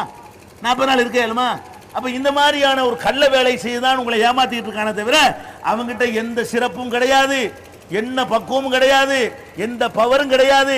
வேணா ஒன்று வர சொல்லுங்க மேடைக்கு, வணங்கா நான் ஒரு கத்தி வச்சுக்கிறேன், அவர் ஒரு கத்தி வச்சுக்கிட்டோம். அந்த ஷேக்கு போலீஸ் வேணா எழுதி கொடுத்துருவோம், எங்க 2 பேருக்குள்ள விஷயத்தில் நீ கேஸ் போட வேணான்னு சொல்லி. நான் ஒரு இருக்கிற இருப்புல நீ ஒன்று இருக்கு, ஏன் இருக்க வேண்டாம், உனக்கு அதிகமாக அழுத்தத்தை உண்டாக்குமே தவிர உன் இருக்கு ஒன்று எனக்கு செய்யாதீங்க. நீ உழைக்கல, ஓசி ஒருத்திட்டு இருக்கிற, நீ வந்து ஏமாத்திக்கிட்டு இருக்கிற, நாங்கள் இத்தனை இறுக்கமா இருக்கும். அப்படி நடக்குமா? அல்லது அவர் குத்தி எனக்கு வலிச்சு நான் குத்தி அவர் வலிக்காம இருக்குமா? டெஸ்ட் பண்ணுவோமா? செய்ய கூட்டிட்டு வரீங்களா? மகானை கூட்டிட்டு வரீங்களா? உலகத்தில் எங்க இருந்த மகானை கூட்டிட்டு வாங்க, வேற ஒரு பயான விவாதம் ஒன்று வேணாம், ஒரு டெஸ்ட் பண்ணிடுவோம், ஆளுக்கு ஒரு கத்தியை கொடுத்து இறுக்கி பார்த்துருவோமே. இப்ப என்னது? பொய், அம்பட்டும் பொய், ஒன்றும் கிடையாது. அவன்கிட்ட ஏமாத்த தோற்றத்தை வச்சுக்கிட்டு பிற சமுதாய மக்களை இப்படி சாமியார்கள் ஏமாத்தி இப்ப கொலை குற்றம் வரைக்கும் மாட்டிட்டு முடிக்கிறாங்களோ அந்த மாதிரி படுபாவிகள் இஸ்லாத்துக்குள்ள நுழைகிறாங்க. அவனுக்கு பேர் தான் ஷேகு, அவங்க உண்டாக்குன வழிமுறைக்கு பேர் தான் தரிகா. இவனை எப்படி நீ நம்புற? உன்கிட்ட பிச்சை எடுத்து திங்கக்கூடிய ஒருத்தன், உன்கிட்ட கையேந்தக்கூடிய ஒருத்தன் உனக்கு என்ன செய்வான் நீ நம்புற அவனை பத்தி? அப்ப இப்படி ஒரு வழிமுறை நாங்க பார்க்கிறோம். ஃபர்ஸ்ட் வந்து அவன் மகான் என்று சொல்வதற்கு எந்த அதிகாரமும் இல்லை, எந்த ஆதாரமும் இல்லை. நம்மளை விட எந்த சிறப்பு தகுதியும் அவனிடத்தில் இல்லை. First matter. ரெண்டாவது மேட்ரு, பக்குவமே பட்டு இருக்கட்டுமே. பக்குவப்பட்டவன்னு வச்சுக்கிறோமே, ஒருத்தன் பக்குவப்பட்டா இன்னொருத்தனை பக்குவப்படுத்த இயலுமா? அப்படின்னு அல்லாஹ்வுடைய ரசூல் பக்குவப்படுத்திருப்பாங்களே. அல்லாஹ்வுடைய ரசூல் அவங்க மீது ரொம்ப பிரியம் வச்சிருந்த அபூ தாலிப் போய் சொன்னாங்க, பெரிய வாப்பாக்கு மார்க்கத்தை சொன்னாங்க. அவர் எவ்வளவு சப்போர்ட் பண்ணார், எவ்வளவு உதவி செய்தார், பிரச்சாரத்திற்கு பக்கபலமாக இருந்தார். நபிகள் நாயகத்தின் மீது ஒருத்தன் கை வைக்க கூடாது என்பதில் ரொம்பவும் அவர் பலவிதமான உதவிகள் செய்தார். அந்த அபூ தாலிபுடைய மரண வேளையில் ரசூல் ஸல்லல்லாஹு அலைஹி வஸல்லம் போய் என்ன பண்றாங்க, பெரிய தந்தையே இந்த ஒரு கலிமாவை மட்டும் சொல்லி விடுங்கள், வணக்கத்துக்குரியவன் அல்லாஹ்வை தவிர யாரும் இல்லை என்ற கொள்கையை முழங்கி விடுங்கள், ஏற்றுக்கொள்ளுங்கள், உங்களுக்காக வேண்டி அல்லாஹ்விடத்திலே நான் பரிந்துரை பேசுகிறேன் என்று சொன்னார்களே. அப்ப ஒரு மனிதர் ஒரு மனிதரை பக்குவப்படுத்த முடியும் என்று இருந்தால் அந்த பக்குவப்பட்ட மகான் பெருமானார் ஸல்லல்லாஹு அலைஹி வஸல்லம் அவர்கள் அந்த பக்குவத்தை ஏன் அபூ தாலிபுக்கு ஏத்த முடியல? பக்கத்தில் அபூஜஹல் உட்கார்ந்து இருக்கிறான், அவன் மாத்தி சொல்றான், அபூ தாலிபே உங்க வாப்பா மார்க்கத்தை மறந்துடாதே, உங்க அத்தா மார்க்கத்தை மறந்துடாதே, நம்ம முன்னோர் மார்க்கத்தை மறந்துடாதே, இந்த ஆள் சொல்ல கேட்காதே. அந்த பக்கம் அவன் சொல்றான், இந்த பக்கம் ரசூல் சொல்றாங்க. மனிதர்கள் மனிதரை பக்குவப்படுத்த முடியும் என்றால் எது ஏறணும், எது ஏறணும்னு இந்த ஒரு பேப்பர் எழுதி தந்திருக்காரு. எங்க ஊர் துராபு தைக்காவில் இருக்கிற மகானுக்கு 8 வருடமாக முட்டுக்கால் வலி குணமாகவில்லை அப்படிங்கிற கேஸெல்லாம் இருக்கிறது, அப்படிலாம் இருக்கு. அப்ப என்னது, ஒரு மனுஷர் ஒரு மனுஷரை பக்குவப்படுத்த முடியும் கேட்டா பக்குவம் பெற்றவர்களில் ரசூலுல்லாஹ்வுக்கு மேல யாராவது இருக்காங்களா? அல்லாஹ்வுடைய தூதர் வந்து பெரிய வாப்பாக்கு சொல்றாங்க, அது ஏறல. அபூஜஹல் சொன்னது ஏறுது. என்ன விளங்குது? எந்த மனுஷனும் எந்த மனுஷன் உள்ளத்திலையும் ஆதிக்கம் செலுத்த இயலாது. இதுக்காக ரசூல் ஸல்லல்லாஹு அலைஹி வஸல்லம் கவலைப்படுறாங்க. எப்படி கவலைப்படுறாங்க? ஆஹா, யார் யாருக்கோ சொல்றோம், எந்தெந்த ஊர்ல இருந்தெல்லாம் வந்து மார்க்கத்தை கேட்கறாங்க, மதீனாவுல இருந்து வர்றாங்க, தாயிஃப்ல இருந்து வர்றாங்க, பல நாடுகள்ல இருந்து வர்றாங்க, ஆனால் நம்ம பெரிய வாப்பா வர மாட்டேங்கிறாரு, இப்படி போயிட்டாரு, கடைசியா மண்டே போட்டாருன்னு சொல்லி கவலைப்படுறாங்க. அல்லாஹ் கண்டிக்கிறான், இன்னக்கலா தஹதி மன் அஹபப்த வலாக்கின் அல்லாஹ் யஹதி மன் யஷா. முஹம்மதே, நீ விரும்பின ஆளை எல்லாம் நேர்வழி காட்ட உன்னால முடியாது, உன் கையில் இருக்காது. நான் யாருக்கு நாருன்னு அவருக்கு நேர்வழி காட்டுவேன். அப்ப என்ன விளங்குது? கல்பை பக்குவப்படுத்துறது என்ற வேலை மனுஷன் கையில் இல்லை. இதான் விஷயம். அதனாலதான் நூஹ் நபிக்கு அவர் பொண்டாட்டியை பக்குவப்படுத்த முடியவில்லை. நூஹ் நபிக்கு அவருடைய மகனை பக்குவப்படுத்த முடியவில்லை, அவன் அழிஞ்சு போயிட்டான். இப்ராஹிம் நபிக்கு வாப்பாவை பக்குவப்படுத்த முடியவில்லை. பெத்த வாப்பா மேல பிள்ளைக்கு இருக்கிற அக்கறை விட இந்த கல்ல சேக்குமார்களுக்கு உங்க மேல அக்கறை இருக்குமா? அடே, பெத்த பிள்ளை மேல ஒரு தகப்பனுக்கு இருக்கிற அக்கறையை விட இந்த கல்ல சேக்குமார்களுக்கு உங்க மேல அக்கறை இருக்குமா? எவ்வளவு அக்கறையோட நூஹ் நபி சொல்லி இருப்பார், எவ்வளவு அக்கறையோட இப்ராஹிம் நபி வாப்பாக்கு சொல்லி இருப்பார், எவ்வளவு அக்கறையோட நூஹ் நபி லூத் நபி பொண்டாட்டிமாருக்கு சொல்லி இருப்பாங்க. கேட்கலையே. கானத்தா தஹத அபதைனி மின் இபாதினா சாலிஹைனி ஃபகானத்தாகுமா ஃபலம் யுக்னியா அன்ஹுமா மினல்லாஹி ஷையா ஃபகீல துஃபுலன் நார மஅத் தாகிலீன். நூஹுடைய மனைவி லூத்துடைய மனைவி ரெண்டு பொம்பளைகளும் நல்ல அடியாருக்கு மனைவியாய் இருந்தும் துரோகம் செய்தார்கள், கோங்கடி நரகத்துக்கு என்று சொல்லப்பட்டு விட்டதுங்கிறான் அல்லாஹ். நரகவாசிகள் என்று ஜட்ஜ்மெண்ட் பண்ணிட்டேங்கிறான். என்ன விளங்குது? பொண்டாட்டிய கூட நபிமார்களால் பக்குவப்படுத்த முடியாது என்று இருக்கும் பொழுது, நான் கூட இந்த மாவட்டத்தில் ஒரு ஷேக் வீட்டில் கேள்விப்பட்டேன். ஊரையெல்லாம் பக்குவப்படுத்த வந்த அந்த ஷேக் அவர் பொண்டாட்டி டிரைவரை ஓடி போயிட்டான். அடே, ஓம் பொண்டாட்டி உனக்கு பக்குவப்படுத்த ஏந்துச்சா? எங்க நடக்குது இந்த சம்பவம்? ஷேக் வீட்டில் நடக்கிறது. யார் உங்களை பக்குவப்படுத்த போறாரோ, உங்களை நல்வழிக்கு திருப்ப போறாரோ, உங்களுடைய தீமைகள் எல்லாம் உங்கள்கிட்ட இருந்து களைய போறாரோ, உன் பொண்டாட்டியை செய்ய ஏந்துச்சா? உன் பொண்டாட்டி உள்ளத்துல தக்கவாக போட ஏந்துச்சா? உன் பொண்டாட்டி புருஷனுக்கு செய்யற கடமையை உணர்ந்து வாழும்படி உன்னால் நடக்க செய்ய முடிஞ்சா? காட்டுறான், கண்ணுக்கு முன்னாடி எல்லாம் காட்டுறான். நம்ம விளக்க பிடிச்சிட்டு கிணத்துல விழுந்து கொண்டிருக்கிறோம். கண்ணுக்கு முன்னாடி காட்டுறான். இதுக்கு மேல என்ன ஆதாரம் தேடுகிறீர்கள்? குர்ஆன் உங்களுக்கு தெரிய வேணாம், ஹதீஸ் தெரிய வேணாம், இதுவுமா தெரியல? உங்க ஊர்ல நடந்து உங்களுக்கு தெரியலையா? உங்க மாவட்டத்தில் உங்களுக்கு தெரியலையா? உங்க தெருவில் நடந்து நாரி போனது உங்களுக்கு தெரியலையா? என்ன விளங்குறோம்? எப்படி ஒரு மனுஷனை எப்படா பக்குவப்படுத்த முடியும்? கல்பு அல்லாஹ்வுடைய கையில் இருக்கு. கல்புல் இன்சான் பைன இஸ்வாயினி மின் அசாபி ரஹ்மான். இன்சானுடைய கல்பு ரஹ்மானுடைய ரெண்டு விரல்களுக்கு மத்தியில் இருக்கிறது. கல்லிபா கைபயசா, விரும்பியவாறு அவன் புரட்டுவான். கல்பு, மனுஷனுடைய கல்பு பூரா ரஹ்மான் வச்சுக்கிறான் கையில. இப்படி அப்படி பிரட்டி விட்டுருவான், அப்படின்னு அப்படி பிரட்டி விட்டுருவான். நபிகள் நாயகம் ஸல்லல்லாஹு அலைஹி வஸல்லம் அவர்கள் அதற்காகத்தான் அடிக்கடி சத்தியம் செய்யும் பொழுது, அல்லாஹ்வின் பெயரால் சத்தியம் செய்யும் பொழுது அல்லாஹ்வுக்கு ஒரு சிவத்தை சொல்லி சத்தியம் செய்வார்கள். லா வ முகல்லிபில் குலூப், உள்ளங்களை புரட்டக்கூடியவன் மீது சத்தியமாக.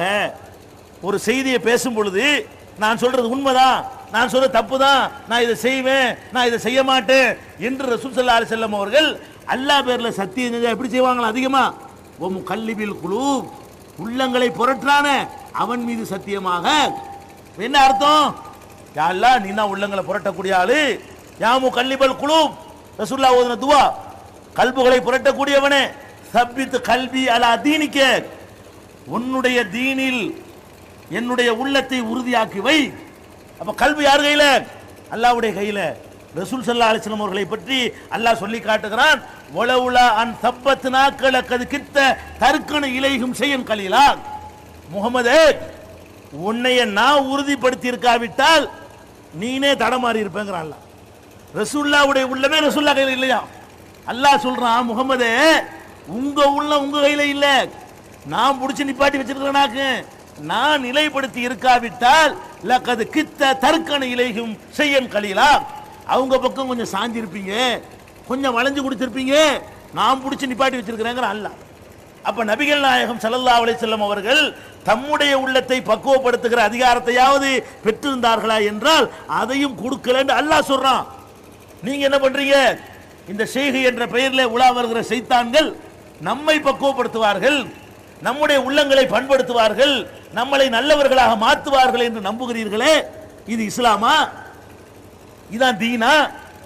இது ரசூலுல்லாஹ் கொண்டு வந்த மார்க்கமா இருக்குமா? இது நபி வழியா இருக்க முடியுமா? இதை சிந்தித்து பார்க்க வேண்டும். அடுத்து என்ன பண்ணுவாங்க? பக்குவப்படுத்த இயலாது. நல்லா விளங்கிக்கிறங்க. நான் கேட்கிறேன், அடை பக்குவப்படுத்த நீங்களை ஏமாத்திரிய பாவி, நீ போய் அத்துவானியை கொஞ்சம் பக்குவப்படுத்தி மாத்தி விடுவேண்டா? அடே, பக்குவப்படுத்துறேன்னு எங்களை மாதிரி ஏழை பாலையில ஏமாத்தி பண்றிய. ஒரு ராமகோபாலனை பக்குவப்படுத்தி கொடுஞ்ச விடு, நாடு நல்லா இருக்கு. ஒரு அத்துவானியை பக்குவப்படுத்து, ஒரு வாஜ்பாயை கொஞ்சம் பக்குவப்படுத்தி விடு, ஒரு அசோக் சிங்கால பக்குவப்படுத்து, ஒரு டால்மியாவை பக்குவப்படுத்தி விடு, ஒரு தொக்காடியாவை பக்குவப்படுத்து. ஆட்களை பாருங்களேன் எப்படி இப்படி வாங்கி தெரியுமா? கொஞ்சம் தொழுகை நோம்புன்னு இபாதத்தில் உள்ளவன் இருப்பான், அவங்ககிட்ட போவாங்க. யாரு? இந்த ஷேக்குங்கிற பேரில் உள்ள சைத்தானுகளும் அவங்க ஏஜென்ட்டுகளும் என்ன செய்வாங்க? போவாங்க. எப்படி வருவாங்க? நீங்க தொழுவுறீங்களா? ஆமா. எத்தனை வருஷமா தொழுவுறீங்க? அது தொழுவுற 10 வருஷமா? 15 வருஷமா தொழுவுறேன். 20 வருஷமா தொழுவுறேன். 20 வருஷமா தொழுவுறீங்கள, தொழுவும் போது கடை கணக்கு பார்க்காம தொழுதீங்களா? தக்பீர் கட்டணும்னு உலக நினைப்பெல்லாம் இல்லாம தொழுது இருக்கிறீங்களா அப்படின்னு கேட்பாரு. யாராவது தொழுதுருப்போமா? அங்க தக்பீர் கட்டினவனா என்ன வரு, அவன் இவ்வளவு தரணும், அவன் இவ்வளவு தரணும், அந்த கடையில் இதை வச்சுட்டு வந்துட்டோம், இந்த கடையில் இதை வச்சுட்டு வந்துட்டோம், வீட்டில் கறி ஆக்குனாங்களே, கொண்டாடி வச்சிருப்பாளா, தின்றுப்பாளா, எல்லாம் இப்போ வரும், எல்லாம் இப்போ ஒரு அல்லாஹ் அக்பர்னு அம்பிட்டு வந்துடும். அப்ப நம்மகிட்ட வந்து கேட்பான், எப்படி கேட்பான்? பாத்தீங்களா இது தொழுகையா? இது ஏத்துக்குவானா? அல்ல தூக்கி மூஞ்சல வீச மாட்டானா? ஏன் முடியவில்லை? நீங்கள் ஏற்று படிப்பை படிக்கிறீர்கள், எங்கள்கிட்ட பையத்து வாங்கினீங்கன்னா அப்படி பவரை ஏத்தணும்னு சொன்னா அப்படி தொழுகையில இறைவனை காண்பீர்கள், அப்படி லயித்து விடுவீர்கள், அப்படி ஒன்றி விடுவீர்கள், இறைவனோடு அப்படி இரண்டரை கலந்து ரெண்டும் உண்ணாகி விடுவீர்கள். இது சொல்லுவானா? பாதி உண்மையில் இருக்குது, பாதி தான் பொய். என்ன பாதி உண்மை? எல்லாம் இப்போ ஒரு அல்லாஹ் அக்பர்னு அம்பிட்டு வந்துடும். அப்ப நம்மகிட்ட வந்து கேட்பான், எப்படி கேட்பான்? பாத்தீங்களா இது தொழுகையா? இது ஏத்துக்குவானா? அல்ல தூக்கி மூஞ்சல வீச மாட்டானா? ஏன் முடியவில்லை? நீங்கள் ஏற்று படிப்பை படிக்கிறீர்கள், எங்கள்கிட்ட பையத்து வாங்கினீங்கன்னா அப்படி பவரை ஏத்தணும்னு சொன்னா அப்படி தொழுகையில இறைவனை காண்பீர்கள், அப்படி லயித்து விடுவீர்கள், அப்படி ஒன்றி விடுவீர்கள், இறைவனோடு அப்படி இரண்டரை கலந்து ரெண்டும் உண்ணாகி விடுவீர்கள். இது சொல்லுவானா? பாதி உண்மையில் இருக்குது, பாதி தான் பொய். என்ன பாதி உண்மை? இந்த மாதிரி நம்ம தொழுவுறது உண்மை. தொழுதுட்டு உலக யாகம்லாம் வர்றது இப்படி ஒரு ஆளு விதிகளுக்கு காட்டையலுமா? எந்த ஆள்கிட்ட போய் கேட்டாலும் உண்மை சொல்ற ஆளா இருந்தால் அப்படித்தான். பொய் வேண்டா சொல்லலாம், நமக்கெல்லாம் அப்படி வராது, அது பொய் வேண்டா சொல்லலாம். உண்மை என்ன? அப்படி வராத ஒரு தொழுகையாளியும் கிடையாது. தக்பீர் கட்டின உடனே உலகத்து சிந்தனை வராத ஒருத்தனும் கிடையாது. இதை சொன்னோன்னு உங்களுக்கு என்ன வரும்? ஆமா, நம்ம 10 வருஷமா தொழுகிறோம். என்ன தொழுகிறோம்? தக்பீரை கட்டிட்டு என்னமோ நினைக்கிறோம், ருக்குல இருந்து என்னமோ நினைக்கிறோம், சைதால இருந்துகிட்டு என்னமோ நினைக்கிறோம், பலவிதமான கெட்ட எண்ணங்கள்லாம் கூட நினைக்கிறோம். ஆமா, இது ஒரு தொழுகையா? இது தேவையா? அல்லாவுக்கு தூக்கி மூஞ்சில இருந்தா என்ன செய்யறது? சரிதாங்க. அதை தேடின நீங்க அதுக்கு இப்படி ஒரு வழி இருக்கான்னு தேடுற மறந்துட்டீங்க. சரி, இவங்க சொல்ற மாதிரி இப்படி எல்லாம் பக்குவப்படுத்துறேன்னு உண்மைன்னு வச்சுக்கிறீங்க. நபிகள் நாயகம் ஸல்லல்லாஹு அலைஹி வஸல்லம் வாழ்க்கையை நீங்க புரட்டி பார்த்தீங்கன்னா இவங்க சொல்ற மாதிரி நீங்க தொழுவல. சரி, இவன் பக்குவம் பெற்றுங்கிறான்ல, இவனை விட்டுருங்க. இவனை விட எவனை விட எல்லா செய்குமார்களை விட உண்மையில பக்குவப்பட்ட ஆறு யாரு? அல்லாஹ்வுடைய தூதர். இவங்க சொல்ற மாதிரி ஒரு தொழுகை இருந்தா இத முதல்ல யார் தொழுதிருக்கணும்? அல்லாஹ்வுடைய தூதர் தொழுதிருக்கணுமா இல்லையா? ரசூல் ஸல்லல்லாஹு அலைஹி வஸல்லம் தொழுதிருக்கிறார்கள். தொழுகும் பொழுது நீங்க என்னவெல்லாம் நினைக்கிறீங்களோ அதெல்லாம் அவங்களுக்கு வந்திருக்குது. ஒரு நாள் என்ன செய்யறாங்க? ஒரு ஆள் வந்து ட்ரெஸ்ஸை கொடுத்து விடுறாரு, ட்ரெஸ்ஸை போட்டு தொழுகிறாங்க. அந்த ட்ரெஸ்ஸில் என்ன இருக்குன்னு கேட்டா வண்ண வேலைப்பாடுகள் செய்யப்பட்டிருக்கிறது. அந்த வேலைப்பாடுகள் செய்யப்பட்ட ட்ரெஸ்ஸை போட்டுக்கிட்டு தொழுகிறாங்க. தொழுது முடிச்ச உடனே வேகமா பிச்சு வெறுப்போட கலட்டுவோம்ல, பிடிக்காத மாதிரி அந்த வேகமா அந்த சட்டையை கலட்டி இதை கொண்டு போய் இந்த அபூ ஜஹம்ங்கிற ஆள்கிட்ட கொடுத்துவிட்டு அவர் வேற ஒரு சட்டை வச்சிருப்பாரு, அதை வாங்கிட்டு வாங்க அப்படிங்கிறாங்க ரசூல் ஸல்லல்லாஹு அலைஹி வஸல்லம். ஏன்னு கேட்டா காரணம் சொல்றாங்க. ஏனென்றால் இந்த வண்ண வேலைப்பாடுகள் தொழும் போது என் கவனத்தை மாற்றிவிட்டன. அல்லாஹ்வுடைய தூதர் தொழுகிறாங்க, தொழும் போது எது மாத்துது? இந்த ட்ரெஸ்ல உள்ள மாதிரி இருக்க அப்படி இப்படி போகுது கவனம். அல்லாஹ்வை நினைக்கிறதுக்கு பதிலாக எங்க நினைப்பு போகுது? இந்த ட்ரெஸ் வந்து யாரை கவுத்தி இருக்குது? அல்லாஹ்வுடைய ரசூலை கவுத்தி பிடிச்சி கலட்டி கொடுத்துட்டு வேற வாங்கிட்டு வா அப்படிங்கிறாங்க. வீட்டில் வர்றாங்க ரசூல் ஸல்லல்லாஹு அலைஹி வஸல்லம். தொழுவும் போது முன்னாடி தொழுது முடிச்சிடுறாங்க. முடிச்சிட்டு பார்த்தா முன்னாடி ஸ்கிரீன்ல ஆயிஷா நாயகி வீட்டில் போடப்பட்டிருக்குது ஒரு அழகான வேலைப்பாடு உடைய ஒரு ஸ்கிரீன். ரசூலுல்லாஹ் என்ன சொல்றாங்க? அமீத்தி அண்ணா கராமிக்கு இந்த ஸ்கிரீனை அப்புறப்படுத்து, இது என் தொழுகையை கொஞ்ச நேரத்துக்கு முன்னாடி வீணாக்கிருச்சு. அப்ப முன்னாடி உள்ள ஸ்கிரீனை ரசூலுல்லாஹ் பார்த்தாங்க, அப்படி இரண்டரை கலந்துட வேண்டியதானே? அல்லாஹ் தக்பீர் கட்டினவுடனே அது ஸ்கிரீனா கழுதையா குதிரையான்னு அவங்களுக்கு ஏன் தெரியுது? இரண்டரை கலந்துட வேண்டியதானே? கலக்கல. அதே மாதிரி ரசூல் ஸல்லல்லாஹு அலைஹி வஸல்லம் சொல்றாங்க, ஒரு தொழுகையை ரசூலுல்லாஹ் தொழுவிக்கிறாங்க, 4 ரக்காத் தொழுகை, 2 ரக்காத்துல சலாம் கொடுத்துறாங்க. சலாம் கொடுத்துட்டு போய் இந்த மாதிரி ஒரு தூண்ல போய் சாஞ்சிக்கிறாங்க. சஹாபாக்களுக்கும் குழப்பம், என்னடா இது 4 ரக்காத்துல தொழுவணும், 2ஓட சலாம் கொடுத்துட்டு இருந்த இடத்துல உட்காராம எந்திரிச்சு போயிட்டாங்களே அப்படின்னு இப்படி தயங்கி என்ன செய்யறாங்க? சஹாபாக்கள் வர்றாங்க. ஏன் தயங்குறாங்கன்னு கேட்டா நீங்க 2 ரக்காத் தொழுவதும் ரசூலுல்லாஹ் 2 ரக்காத் தொழுவது வித்தியாசம் இருக்குது. ரசூலுல்லாஹ் 2 ரக்காத் தொழுதார்களே, ஆனால் அன்னையிலிருந்து மாறி கூட இருக்கலாம் சட்டம். அல்லாஹ்வுடைய தூதரா இருக்கிறனால அஜர்த்து 2 ரக்காத் தொழுதாருன்னா அன்னையிலிருந்து மாறிச்சு நினைக்க முடியுமா? நினைக்க முடியாது, மாறாது. ரசூலுல்லாஹ்வுடைய மார்க்கம் பூர்த்தி ஆயிடுச்சு. அல்லாஹ்வுடைய ரசூல் 2 ரக்காத் தொழுதவன சஹாபாக்களுக்கு என்ன குழப்பம்? இன்னைக்கு 2 தொழுது இருக்கிறாங்களே, ஒருவேளை இன்னையிலேருந்து 2 ஆயிருக்குமோ, இன்னையிலேருந்து லொஹர் 2 ஆயிடுச்சோ, லொஹர் அசர் ஏதோ ஒன்று இன்னையிலேருந்து 2 ஆயிடுச்சோன்னு ஒரு டவுட்டு. அப்படி குழம்பிக்கிட்டு மறந்துட்டாங்களா அல்லது மாறி போச்சா மறந்துட்டாங்களா, மாறி போச்சா மறந்துட்டாங்களான்னுக்கிட்டு இப்படி குழம்பிக்கிட்டு கேள்வி கேட்காம இருக்கிறாங்க. ஒரு ஆள் வர்றாரு, அல்லாஹ்வுடைய தூதர்கிட்ட போய் கேட்கிறாரு, குசிரத்தி சலாத்தம் நசீத்த யார சொல்லலாம், அல்லாஹ்வுடைய தூதரே தொழுகை சுருங்கி போச்சா, நீங்க மறந்துட்டீங்களா? ஒன்றும் தொழுகை 2 ரக்காத்தை மாறி இருக்கணும், இல்லைன்னா நீங்க மறந்துருக்கணும், என்ன நடப்பு? அதெல்லாம் ஒன்றும் கிடையாதுங்கிறாங்க. அப்ப 2 ரக்காத் தொழுததை சுட்டி காட்டி கூட ஞாபகம் வர மாட்டேங்குது பாருங்க.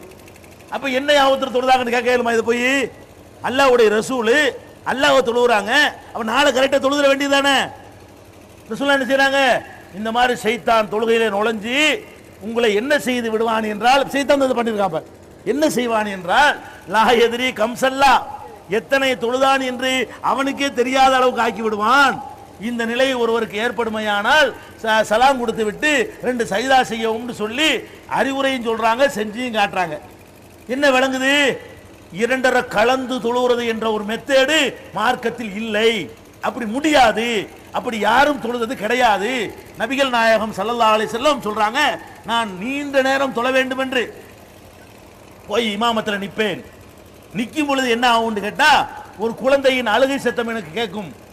ரொம்ப நேரம் தொழணும் தான் போய் நிற்பேன், குழந்தை அழுகை சத்தம் கேட்கும். குழந்தை அழுகை சத்தம் எங்க கேட்கும்? பள்ளிவாசல்ல. பள்ளிவாசல்ல ஏன் கேட்குது? பள்ளிவாசல்ல பெண்களும் தொழ வந்தார்கள். ரசூலுல்லாஹ் காலத்தில் பெண்களுக்கும் அனுமதிக்கப்பட்டுச்சு, பெண்களும் பள்ளிக்கு வரணும், வந்து தொழணும், அவங்க நல்ல செய்தி கேட்கணும் என்று ரசூலுல்லாஹ் விரும்பி அதுக்கு அனுமதி கொடுத்தாங்க, கட்டாயப்படுத்தல, அனுமதி கொடுத்திருந்தாங்க. அப்ப அந்த மாதிரி குழந்தையும் தூக்கிட்டு சில பெண்கள்லாம் வர ஆரம்பிச்சுட்டாங்க. குழந்தை ஒரு பக்கத்தில் போட்டுவிட்டு அவங்க தொழ ஆரம்பிச்சிருவாங்களா? குழந்தை அழுவுமா? ரசூலுல்லாஹ் சொல்றாங்க, நான் நீண்ட நேரம் தொழுவணும்னு சொல்லி தான் வந்து நிற்கிறேன். ஒரு குழந்தை அழுகின உடனே என் மனசுல என்ன படுது என்று கேட்டால், இந்த தாய் என்ன பாடுபடுவான், இந்த குழந்தைய கொண்டு வந்து தொலை வந்திருக்கிறாள் ஒரு அம்மா, அவள் மனசு என்ன பாடுபடும் என்பதற்காக வேண்டி நீட்டி தொழ வேண்டும் என்று நான் நின்ற தொழுகையை சுருக்கி தொழுகிறேன். இதுல என்ன வழங்குது? 2 கலந்து ஒன்றி போயிட வேண்டியதானுங்க. குழந்தை அழுது அவளுக்கே தெரியுதுங்கிறேன். அடே, நீ சொல்லக்கூடிய ஒரு தொழுகை மார்க்கத்தில் இருந்தா இவன் நம்மளை ஏமாத்துறதுக்காக சொல்றான், ஒன்றி போயிருவோண்டு. வேணும்னா தொழுகையில தக்பீர் கட்டி நில்லு, முதுகுல வாங்கி குத்துறேன், தெரியாம நிப்பியா? டெஸ்ட் பண்ணி பார்க்கணும்ல. உங்கள்ட்ட சும்மா சொல்றான், அப்படி நாங்க ஒன்றி போய் தொழுவோம். ஒரு ஒன்றி போய் தொழுவோம். மனுஷனா தான் தொழுவ முடியும். மனுஷன் மனுஷத்தன்மைக்கு அப்பா, ரோபோட் மிஷினு தான் அப்படி செய்ய முடியும். மனுஷனுக்கு அப்படி முடியாது. குனிடா குனியாது, நிமிருண்டா நிமிரு, அதுக்கு சிந்தனை கிடையாது, அதுக்கு மூளை கிடையாது. நீங்க ரோபோட் மிஷினா? மனுஷன்டா மனுஷனா தான் இருப்பான். மனுஷனுக்குள்ள எல்லா சைத்தாங்களையும் நடக்கத்தான் செய்யும் உள்ளுக்குள்ள. இதை வென்றுலாம் எடுத்துட்டு எவனாக சொன்னான்னு சொன்னா அது பொய். கண்ட்ரோல் தான் பண்ணணுமே தவிர அப்படி வரும் அவுது பில்லாஹி மினஷ் ஷைத்தானிர் ரஜீம் மறுபடியும் போய்கிட்டே இருக்கணும். மறுபடியும் வரும், நாளைக்கு வரும், நாளை கழிச்சு வரும், 2 ரக்காத்துல வரும், அதுல கண்ட்ரோல் பண்ணா 3லயும் வரும், சலாம் கொடுக்குற வரைக்கும் வரும். சலாம் கொடுத்துன்னு வராது. அது சைத்தா இருக்கிறாங்க ஆதாரம். சைத்தா இருக்கிறாங்க ஆதாரம் என்ன? தொழுகைக்குள்ள வர்ற அம்புட்டு எண்ணத்துல ஒன்னாச்சு சலாம் கொடுத்துட்டு வரமாட்டு பாருங்க. சலாம் கொடுத்தா வராது. அப்பதான் அந்த மார்க்கம் உண்மைன்னு விளங்குது. அந்த இடத்துல மட்டும் பூட்டு வருது. இப்ப இப்லீஸ் இருக்கிற நம்ம எங்க போய் நம்புறோம் நினைக்கிறோமே, இங்க நம்புறோம். ஆமாடா, கரெக்டா பாரு, தக்பீர் கட்டணும், கரெக்டா வர்றான், சலாம் கொடுத்துட்டு ஓடி போயிடுறான். அப்புறமேலு ஒண்ணுமே அவன் பண்ண மாட்டேங்கிறான். நம்மள நம்ம வாட்டுக்கு நம்மளா தான் இருக்கிறோம். இப்படியான விஷயங்கள்லாம் பண்றது இல்லை. 2 நிலை நமக்கு ஏற்படுவது இல்லை. தொழுகையில மட்டும்தான் 2 நிலை ஏற்படுது. அப்ப நான் என்ன கேட்கிறேன், அப்படி ஒன்று போய் ரசூலுல்லாஹ் தொழுது இருப்பார்களே, ஆனால் அது ஏன் குழந்தை அழுவுறது தெரிஞ்சிச்சு? அதுக்காக ஏன் ஏற்கனவே எடுத்த முடிவை மாற்றணும், சுருக்கியதுக்கு தொழுவணும், இவ்வளவு முடிவு எடுக்கிறாங்க தொழுதுகிட்டு இருக்கும்போது? என்ன விளங்குது? இவங்க சொல்ற மாதிரி ஒரு இபாதத்து இஸ்லாத்துல கிடையாது. அப்படியெல்லாம் ஒன்றி போய் எந்த மகானும் எந்த பெரியாரும் எந்த மௌலானாவும் தொழுதது இல்லை. கதை விடுவாங்க. இந்த தப்லீக் தாலீம் தொகுப்புல தப்லீக் ஜமாத்துடைய கட்டுக்கதை பயான் என்ன செய்வாங்க, கதை விடுவாங்க. எப்படி ஒரு பெரியாருக்கு முள் குத்தி விட்டது, அல்லது வாள் யுத்தத்தில் வாள் இப்படி போய் விட்டது, இந்த பக்கம் குத்தின வாள் அங்கிட்டு பார்க்க வந்துருச்சான், உருவுறாங்களாம், எடுக்க முடியலையாம். அப்புறம் யாரோ ஆலோசனை சொன்னாங்களாம், நீங்கள் அவருக்கு சிகிச்சை செய்ய நினைத்தால் அவரை தக்பீர் கட்ட சொல்லுங்கள், தக்பீர் கட்டின பிறகு உருவுங்கள், அப்படியே கட்ட மாதிரி கிடப்பார், நீங்க எடுத்துடலான்டாங்களாம். அவர் தக்பீர் கட்டினாராம், அப்படி எடுத்தாங்களா, அவருக்கு ஒண்ணுமே தெரியலையா, சலாம் கொடுத்து பார்த்துட்டு எடுத்துடலான்டாராம், எடுத்துட்டோம்டாங்களாம். அடே பாவிகளா, கதை விடுறதுக்கு ஒரு அளவு வேணாமா? எந்த பெரியார் அப்படி நடக்க முடியும்? கதை விடுறதுக்கு ஒரு லிமிட் வேணாமா? அது அலி ரலியல்லாஹு சொல்லுவான், ஒருத்தன் அபுகனி பாமா, ஒருத்தன் அந்த பெரியாருமா, ஒருத்தன் இந்த பெரியாருமா, ஆளை மாத்திக்கிட்டு புதுசு புதுசா என்ன செய்வாங்க, கதை சொல்லுவாங்க. இன்னொரு பெரியார் தொழுதுகிட்டு இருந்தாராம் போய்கிட்டே இருக்கலாம், குருவி பறந்துகிட்டே இருந்துச்சான், அது தலையில வந்து கூடு கட்டுச்சான், அதுவும் தெரியலையா. கூடு கட்டுறது என்ன அர்த்தம்? அது ஒரு 4 மணி நேரம் 5 மணி நேரமா ஆகும்ல, அவ்வளவு நேரம் நிக்கிறாரா, அது கூடு கட்டிட்டு போச்சான். இப்படி தொழ வேண்டும். நீ நெல்லு செஞ்சு காட்டு, நான் குத்தி காட்டுறேன், வழி தெரியாம நெல்லு பார்ப்போம், அதுல கூடு கட்டி பாரு. அடை செஞ்சு காட்டுறா, முன்னாடி கதையில காட்டுவீங்கடா, நடைமுறையில இவனுக்கு காட்ட இயலாது, பிராக்டிக்கலா காட்ட இயலுமா? ஒருத்தனை காட்ட இயலுமா? அப்படி அப்ப நபிகள் நாயகம் ஸல்லல்லாஹு அலைஹி வஸல்லம் என்ன அளவுக்குன்னா, இப்ப பாருங்களேன், ஒரு முஆத் ரலியல்லாஹு அன்ஹு அவர்கள் ஒரு பகுதியில் இமாமா நியமிக்கப்பட்டிருக்கிறாங்க. ரசூல் ஸல்லல்லாஹு அலைஹி வஸல்லம் காலத்துல இங்க வந்து தொழுதுட்டு அங்க போய் தொழுவிப்பார். முஆதுங்கிற சஹாபி அவர் என்ன பண்றாருன்னு கேட்டா, பெரிய பெரிய சூறாவை என்ன செய்யறாரு, ஓதி தொழுவிக்கிறாரு. ஒரு நாள் என்ன செய்யறாரு, ஒரு சஹாபி வர்றாரு, சுபு தொழுக, அவர் வந்து சுபுல நிக்கிறாரு, இவர் பெரிய சூறா ஓதுறாரு. இவருக்கு ஆத்திரம் வந்துருச்சு, என்னென்றால் போட்டு நீட்டிட்டு இருக்கிறாருன்னு சொல்லி அவர் இமாமத்துல இருந்து கட் பண்ணி தனியா தொழுதுட்டு அவரோட போயிட்டாரு. இமாம நிக்க வச்சுக்கிட்டு அவர் ருக்கு செய்யறதுக்குள்ள இவர் 2 காத்தி முடிச்சுட்டு போயிட்டாரு. இவரோட ஒரேடியா நீட்டா என்ன பண்ணுவாரு, இவரோட பெருசா நீட்டார் பக்கரா ஓத ஆரம்பிச்சிட்டார் போல இருக்கு. இவர் பார்த்தாரு, இது இப்ப முடியாது அப்படின்னு சொல்லிட்டு அவர் பாட்டுக்கு இமாமத்துல சேர்ந்த ஒருத்தர் தொழுகையை கட் பண்ணி விட்டு அவரே தொழுதுட்டு எந்திரிச்சு போயிட்டாரு. அது கோபம், சகாபாக்களுக்கெல்லாம் கோபம். ஒரு மனுஷன் தொழுகையில சேர்ந்து விட்டு இந்த மாதிரி உடைச்சு விட்டு போயிட்டானே, ஆத்திரப்பட்டு ரசூலுல்லாஹ் வந்து என்ன செய்யறாங்க, அல்லாஹ்வுடைய தூதர் உங்களுக்கு செய்தி தெரியுமா, இன்னாருடைய மகன் இன்னார் வந்தாரு, தொழுகையில சேர்ந்தாரு, இடையில கட் பண்ணி ஓடி போயிட்டாரு, கூப்பிட்டு விசாரிங்க அப்படிங்கிறாங்க. ரசூல் ஸல்லல்லாஹு அலைஹி வஸல்லம் கூப்பிடுறாங்க, விசாரிக்கிறாங்க. அவர் என்ன சொல்றாரு, அல்லாஹ்வுடைய தூதரே, நான் கட் பண்ணிட்டு போன நெசந்தான், ஏன் பண்ண தெரியுமா, நாங்க இரவு நைட் ஷிஃப்ட் வேலை பார்க்குற ஆளுக்க, இரவுல போய் அந்த வயல் அதை முடிச்ச பிறகு வந்து சுபு தொழுதுட்டு போய் படுக்கணும்னு நாங்க வருவோம், ராத்திரி பூரா தூங்காம இருப்போம். இந்த ஆள் பாட்டுக்கு இழுத்தாருன்னு சொன்னா நாங்க தூங்குறதா தொழுகிறதா, வளவலன்னு இவர் இழுத்ததுனால நாங்க என்ன பண்ணிவிட்டோம், நாங்க வேகமா முடிச்சுட்டு போய் படுத்துட்டோம் அப்படின்ற உடனே ரசூலுல்லாஹ் என்ன கேட்கல, என்ன தொழுதுருக்க நீ, என்ன கவனம் இல்லாம தொழுத, தக்பீர் கட்டிட்டு உனக்கு எப்படி யாவமெல்லாம் வந்துச்சு அப்படியே கேட்டாங்க. அவரை கூப்பிடுறாங்க, இமாம் ஹேய் அவத்தானு யாமால் அதை குழப்பம் பண்ணிட்டு இருக்கிறியா நீ, எப்படி நீட்டுவ நீ, பின்னாடி உள்ள பலவீனமா இருப்பான், சின்ன பையன் இருப்பான், ஏழைகள் நோயாளிகள் இருப்பாங்க, தேவை உள்ளவர்கள் இருப்பார்கள், எப்படி நீ தொழுகையை நீட்ட போச்சு. அவரை கண்டிச்சாங்களே தவிர தொழுகையை கட் பண்ணிட்டு போனாரே அவரை கண்டிக்கல. என்ன வழங்குது, அது கூட நீங்கள் செய்யலாம், இமாம் நீட்டுறாரா அவ்வளவு வேண்டியதில்லை. தொழுதுகிட்டு இருக்கும் பொழுது பாம்பு அடிக்கலாம்னு மார்க்கத்தில் இருக்கா, தேர் அடிக்கலாம் இருக்குதா, அதுல என்ன விளங்குது, நீ சொல்ற தொழுகை இருந்தா பாம்பு எப்படி அடிப்ப, அப்படி போய் 2 1.5 கலந்துட்ட, பாம்பும் தெரியாது பள்ளியும் தெரியாதப்பா, அடே மார்க்கத்தில் என்ன இருக்குது, தொழுவும் போது பாம்பு அடிக்கலாம் இருக்க, அப்ப என்ன அர்த்தம், பாம்பு வருதான்னு பாத்துக்க. மணிப்ப இன்னைக்கு செல்போன் அடிச்சுட்டு போயிடுறாங்க, சஜிதாவில் நின்று அங்கேயும் கண்ணை வச்சுக்கிறேன்னு இவன் தூக்கிட்டு போடுவாங்க. நம்ம இவைகளை வேணா அது செய்யணும், ஒண்ணு வேணாம், இந்த செய்கை இந்த சொல்லக்கூடிய பயிலும் செல்போன் கண்டிப்பா வச்சிருப்பாங்க, தொழுவும் போது சுட்டு போயிருங்க, தொழுவும் போது என்ன செய்யுங்க, செல்போன் தூக்கிட்டு போடுங்க, விரட்டிக்கிட்டு வருவானா, அப்படியே முடிச்சுட்டு எங்க என் செல்போன் கேட்பானா, அடே ஏமாத்தானே செய்றீங்க. இப்படி ஒரு தொழுகை மார்க்கத்தில் உண்டா? அல்லாஹ்வுடைய தூதர் ஸல்லல்லாஹு அலைஹி வஸல்லம் சொல்றாங்க, அவ்வளவு வேணாம், இதுதான் பெரிய விஷயம். ஒரு மனுஷன் தொழுகிறான், தொழுவும் போது குறுக்க போகக்கூடாதுன்னு சட்டம் இருக்கா இல்லையா, குறுக்கண்டா என்ன, அவனுக்கும் அவன் சஜிதா செய்யற இடத்துக்கு மத்தியில் உள்ளதான் குறுக்க. இப்ப நாங்க நிக்கிறேன், இந்த இடத்துல சஜிதா செய்வேன், இதுக்கெல்லாம் ஒரு ஆள் போகக்கூடாது, என் கடமை என்ன, முன்னாடி ஒரு சுத்ரா ஒன்று வச்சுக்கிறணும், சரி இப்படி நின்றுகிட்டு இருக்கிறோம், அப்படி இருந்து ஒரு ஆள் குறுக்க போறாரு, ரசூலுல்லாஹ் என்ன சொல்றாங்க, அப்படி இருந்தும் குறுக்க போனானே ஆனால் அவனை தடுங்க. வீர் கட்டு நம்மள என்ன சொல்றாங்கன்னா, குறுக்க எவனாச்சும் போறான்னு பார்த்துக்கிட்டே இருக்கிறாங்க. எது சொல்லல, ஏய் தொழுக போனா ஒன்றி போயிரு, குறுக்க போனாலும் கவனிக்காத, நெடுக்க போனாலும் கவனிக்காத, அப்படி சொல்லல, குறுக்க எவனாச்சும் வர்றானான்னு பார்த்துக்கிட்டே இரு, கையை நீட்டி தடு, மீறிக்கிட்டு போனா இருக்குங்கிறாங்க. இல்ல வைன்னபா வள்ளி காத்திலுகு, மறுத்தான்னு சொன்னா ஒரே அடிய சண்டை போட வந்துட்டேன் தொழுகிட்டு இருக்கும்போது, பொய்னகு சைத்தான், அவன் சைத்தான் விடாதவன, அது எப்படி தொழுகிற ஆளு குறுக்கவன் போவான். அப்ப கையை நீட்டி தடுக்க சொல்றாங்க, மீறினா அடிக்க சொல்றாங்க. என்ன விளங்குது இதுல, நீ சொல்லக்கூடிய தொழுகை இல்ல, இந்த தொழுகை 2.5 கலந்து விட்ட தொழுகை, உலகமே தெரியாத தொழுகை, அல்லாஹ்வும் மனுஷனும் ஒன்னாகி விடக்கூடிய தொழுகை, மனுஷன் தன்னுடைய நிலையவே இழந்து விடக்கூடிய தொழுகை, அப்படி ஒன்று இருக்குதா? அல்லாஹ்வுடைய தூதருக்கு இல்லை என்றால் எவனுக்கும் இல்லை.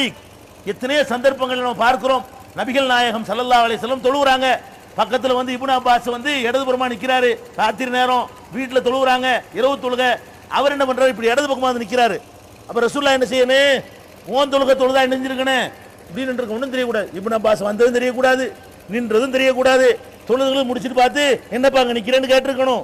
நின்றது தெரியுது, என்ன தெரியுது, பிடிச்சி இழுத்து நிப்பாட்டுறாங்க. என்ன இங்க நிக்கிற, இப்படி வா.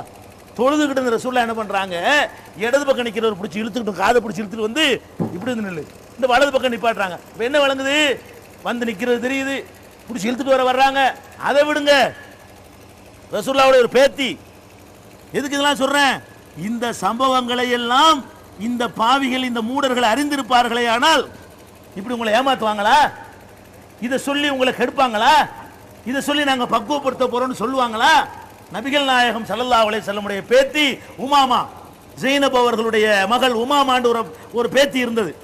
அது ரொம்ப சேட்டை பண்ணும், அந்த குழந்தைகள் என்ன பண்ணும், ரொம்ப சேட்டை பண்ணும். ரசூலுல்லாஹ் மடியிலே உட்கார்ந்துக்கணும், தொழுவும் போது விடாது, அந்த ஒட்டு புல்லு மாதிரி ஒட்டிக்கணும். அந்த மாதிரி ரசூலுல்லாஹ் மேல பிரியம் வச்சிருந்த ஒரு பேத்தி இருந்துச்சு. அது என்ன, ரசூலுல்லாஹ் தொழுவ போவாங்களா, விட்டாது. ரசூலுல்லாஹ் என்ன செய்வாங்க தெரியுமா, தூக்கி தோல்ல வச்சுக்கிட்டு தொழுவாங்க. தோல்ல வச்சு நல்லா தலையை பிடிச்சிக்கிற சொல்லிவிட்டு அல்லாஹ் அக்பர் என்ன செய்வாங்க, தக்பீர் கட்டி தொழ ஆரம்பிச்சிருவாங்க. நிக்கிற வரைக்கும் பேசாம உட்காந்து தலையில உட்காந்துக்கிட்டு இருக்கும். அப்புறம் ருக்குக்கு போவாங்கல்ல, அப்படி இறக்கி வச்சு விட்டு ருக்கு செய்வாங்க.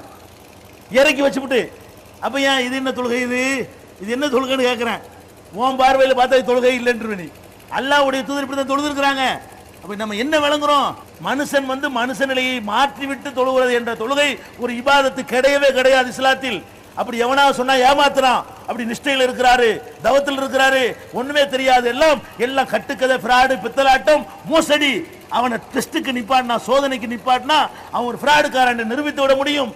இப்படி ஒழித்து கட்டின இஸ்லாமிய மார்க்கத்தில் பிற மதங்களிலிருந்து காப்பி அடித்து இந்த நிஷ்டை, இந்த தவம், இந்த மாதிரி ஒன்றி போறது, இரண்டரை கலந்து போறது, அத்வைதம், அல்லாஹ்வும் மனுஷன் ஒண்ணு, மனுஷன் அல்லாஹ் ஒண்ணு என்றெல்லாம் நம்மளை ஏமாத்தி பிராடம் செய்து கொண்டிருக்கிறார்கள் என்பதற்காக இந்த தகவலை சொல்றேன். இதை சொல்லி உங்களை வந்து பிடிப்பார்கள். அடுத்து என்ன பண்ணுவான் தெரியுமா, இது ஓகே, இப்படி உங்களை எப்படிலாம் பிடிக்கிறான்னு பாருங்க, இதுல ஏமாந்துடக்கூடாது.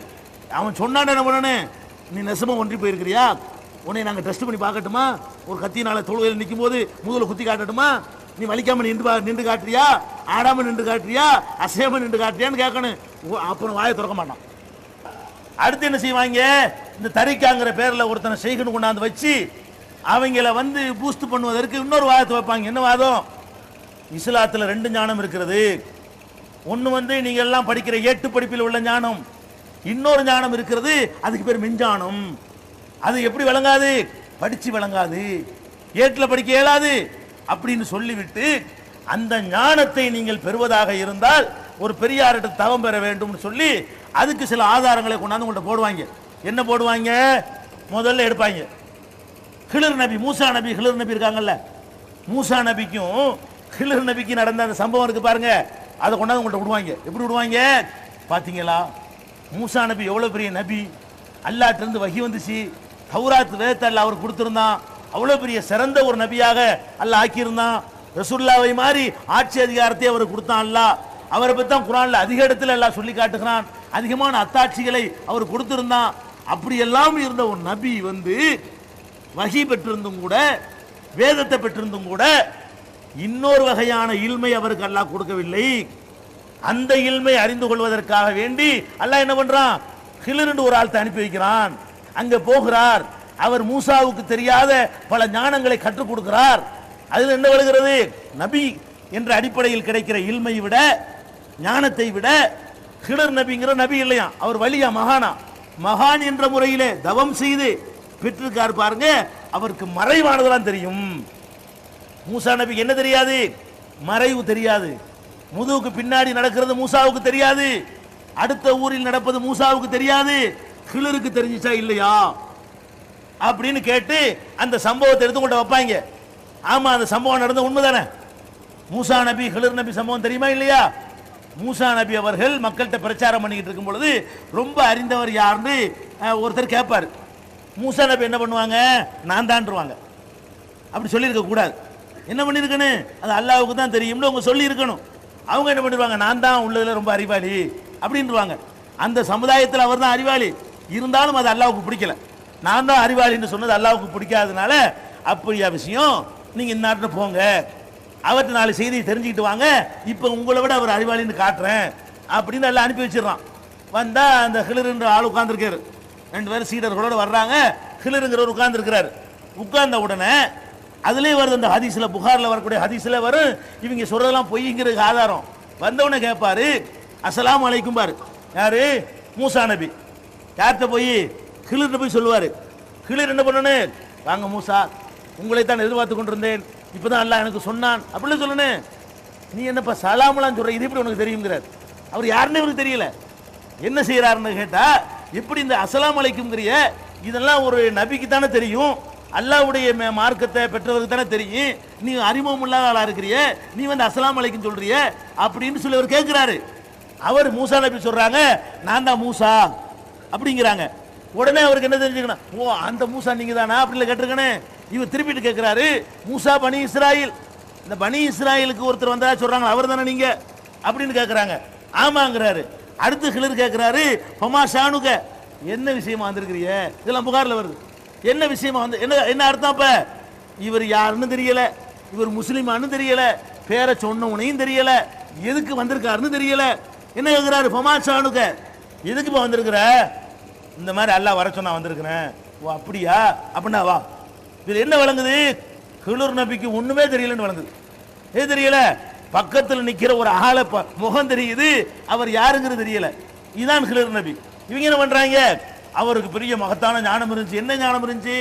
ஒண்ணுமே ஞானம் கிடையாது. சும்மா ஒரு அனுபவ அறிவு எல்லாம் கொடுத்துருந்தான். பெரிய மறைவான விஷயங்களோ இல்லாத தத்துவத்தை கண்டுபிடிச்சு சொல்லக்கூடிய அறிவே கொடுக்கல. 2 பேரும் கப்பலில் போயிட்டு இருக்கிறாங்க. உதாரணத்தை பாருங்களேன். 2 பேரும் கப்பலில் போயிட்டு இருக்கிறாங்க. கப்பலில் போயிட்டு இருக்கும்போது என்ன செய்யறாரு? ஹிலர் என்ன செய்யறாரு? நல்ல கப்பலை உடைக்கிறார். கப்பலில் போயிட்டு இருக்கும்போது கரையில் இறங்கக்கூடிய நேரம் வந்த உடனே கப்பலில் ஒரு ஓட்டையை போட்டு அதை சேதப்படுத்துறாரு. உடனே என்ன பண்றாங்க? மூசா நபி, என்னப்பா இது, ஓசியை நம்மளை ஏற்றிட்டு வந்தாங்க கப்பலில், இதை போய் உடைச்சு நாசமாக்கிட்டிய அப்படின்னு சொல்லி அவர் கேட்கிறாரு. ஹிலர் சொல்றாருன்னு கேட்டா, இல்ல இங்க ஒரு ராஜா ஒருத்தர் இருக்கிறான், அவன் நல்ல கப்பலை தான் சீஸ் பண்ணி எடுத்துக்கிடுவான், இது ஒரு டேமேஜ் பண்ணி வச்சோம்னா டேமேஜ் வேணான்றுவான், டேமேஜை வந்து அதை வந்து பழுது பார்த்துக்கலாம், அந்த மக்களுக்கு உதவி செய்வதற்காக வேண்டி தான் அந்த கப்பலை சேதப்படுத்தினேன் அப்படிங்கிறாரு. இது மூசாவுக்கு தெரியல, ஹிலர் நபி தெரிஞ்சிருக்கு. பார்த்தீங்களா, இது மறைவான ஞானம் இல்லையா? இது என்ன மறைவான ஞானம்? அந்த பகுதியில் வாழ்ந்த ஒரு மனுஷனுக்கு அந்த ஏரியாவுடைய நிலவரம் தெரியும், அந்த பகுதியில் வாழாத ஒரு ஆளுக்கு தெரியாது. பக்கத்தில் ஒரு ராஜா இருக்கிறாருங்கிறது, நல்ல கப்பல்லாம் எடுத்துக்கிடுவாங்கிறது, ஓட்ட போட்டா எடுக்க மாட்டாங்கிறது அம்புட்டு பேரும் தெரிஞ்ச விஷயமா தான் இருக்கு. இது வகையில் வர்ற மேட்டரா இது? அல்லாஹ் என்ன காட்டுறான்? எனக்கு தான் தெரிய முடியலப்பா, இப்படிலாம் தெரிஞ்சுக்கிற வழிமுறை இருக்குது. ஒரு ஆளுக்கு தெரியாது, ஒரு ஆளுக்கு தெரியும். ஒரு வீட்டில் நடக்கிற சம்பவம் வீட்டுக்காரனுக்கு தெரியும், பக்கத்து வீட்டுக்காரருக்கு தெரியாது. இப்படி எவ்வளோ விஷயம் இருக்கிறது. நான் தான் அனைத்தையும் தெரிஞ்சவன் எப்படி சொல்லலாம்? இப்படி தான் ஹிலர் நபி சொன்னாங்களே தவிர இதில் என்ன மறைவான விஷயம் இருக்கிறது? ஒன்றுமே கிடையாது. அதுக்கப்புறம் என்ன செய்கிறாங்க? ஒரு ஊருக்கு போகிறாங்க. அந்த ஊரில் போய் சோறு கேட்குறாங்க. அந்த காலத்தில் சோறு கொடுக்கறது சோறுனா என்ன? உணவு, சோறோ ரொட்டியோ, அந்த ஊரில் என்ன உணவோ அது கொடுக்கணும். எழுதப்படாத விதி. ஏன் எழுதப்படாத விதி? அந்த காலத்தில் ஹோட்டல் கிடையாது. கடைநல்லூருக்கு நான் வர்றேன்னு வைங்க, 1000 வருஷத்துக்கு முந்தி நீங்கள் யாரும் சோறதுனா செத்து போயிடுவேன். ஏன்? கடை இல்லை, ஹோட்டல் இல்லை. விருந்து கொடுப்பது என்பது அந்த காலத்தில் எழுதப்படாத சட்டமாக கடமையாக இருந்தது. போய் விருந்து கேட்குறாங்க. அந்த ஆளுக்கு விருந்து தர மாட்டேன்ட்டாங்க, போயான்ட்டாங்க. அப்புறம் என்ன பண்ணுறாங்க? அந்த ஊரில் போய் பார்க்குறாங்க, ஒரு வீடு செவரை இடிஞ்சு விழுகிற ஒரு நிலையில் ஒரு கட்டிடம் இருக்கிறது. அந்த செவத்தை கொஞ்சம் சரி பண்ணி என்ன செய்கிறாங்க? ஒழுங்குபடுத்துகிறாங்க. மூசா நபி சண்டைக்கு போகிறாரு. யார்கிட்ட? ஹிலர்கிட்ட.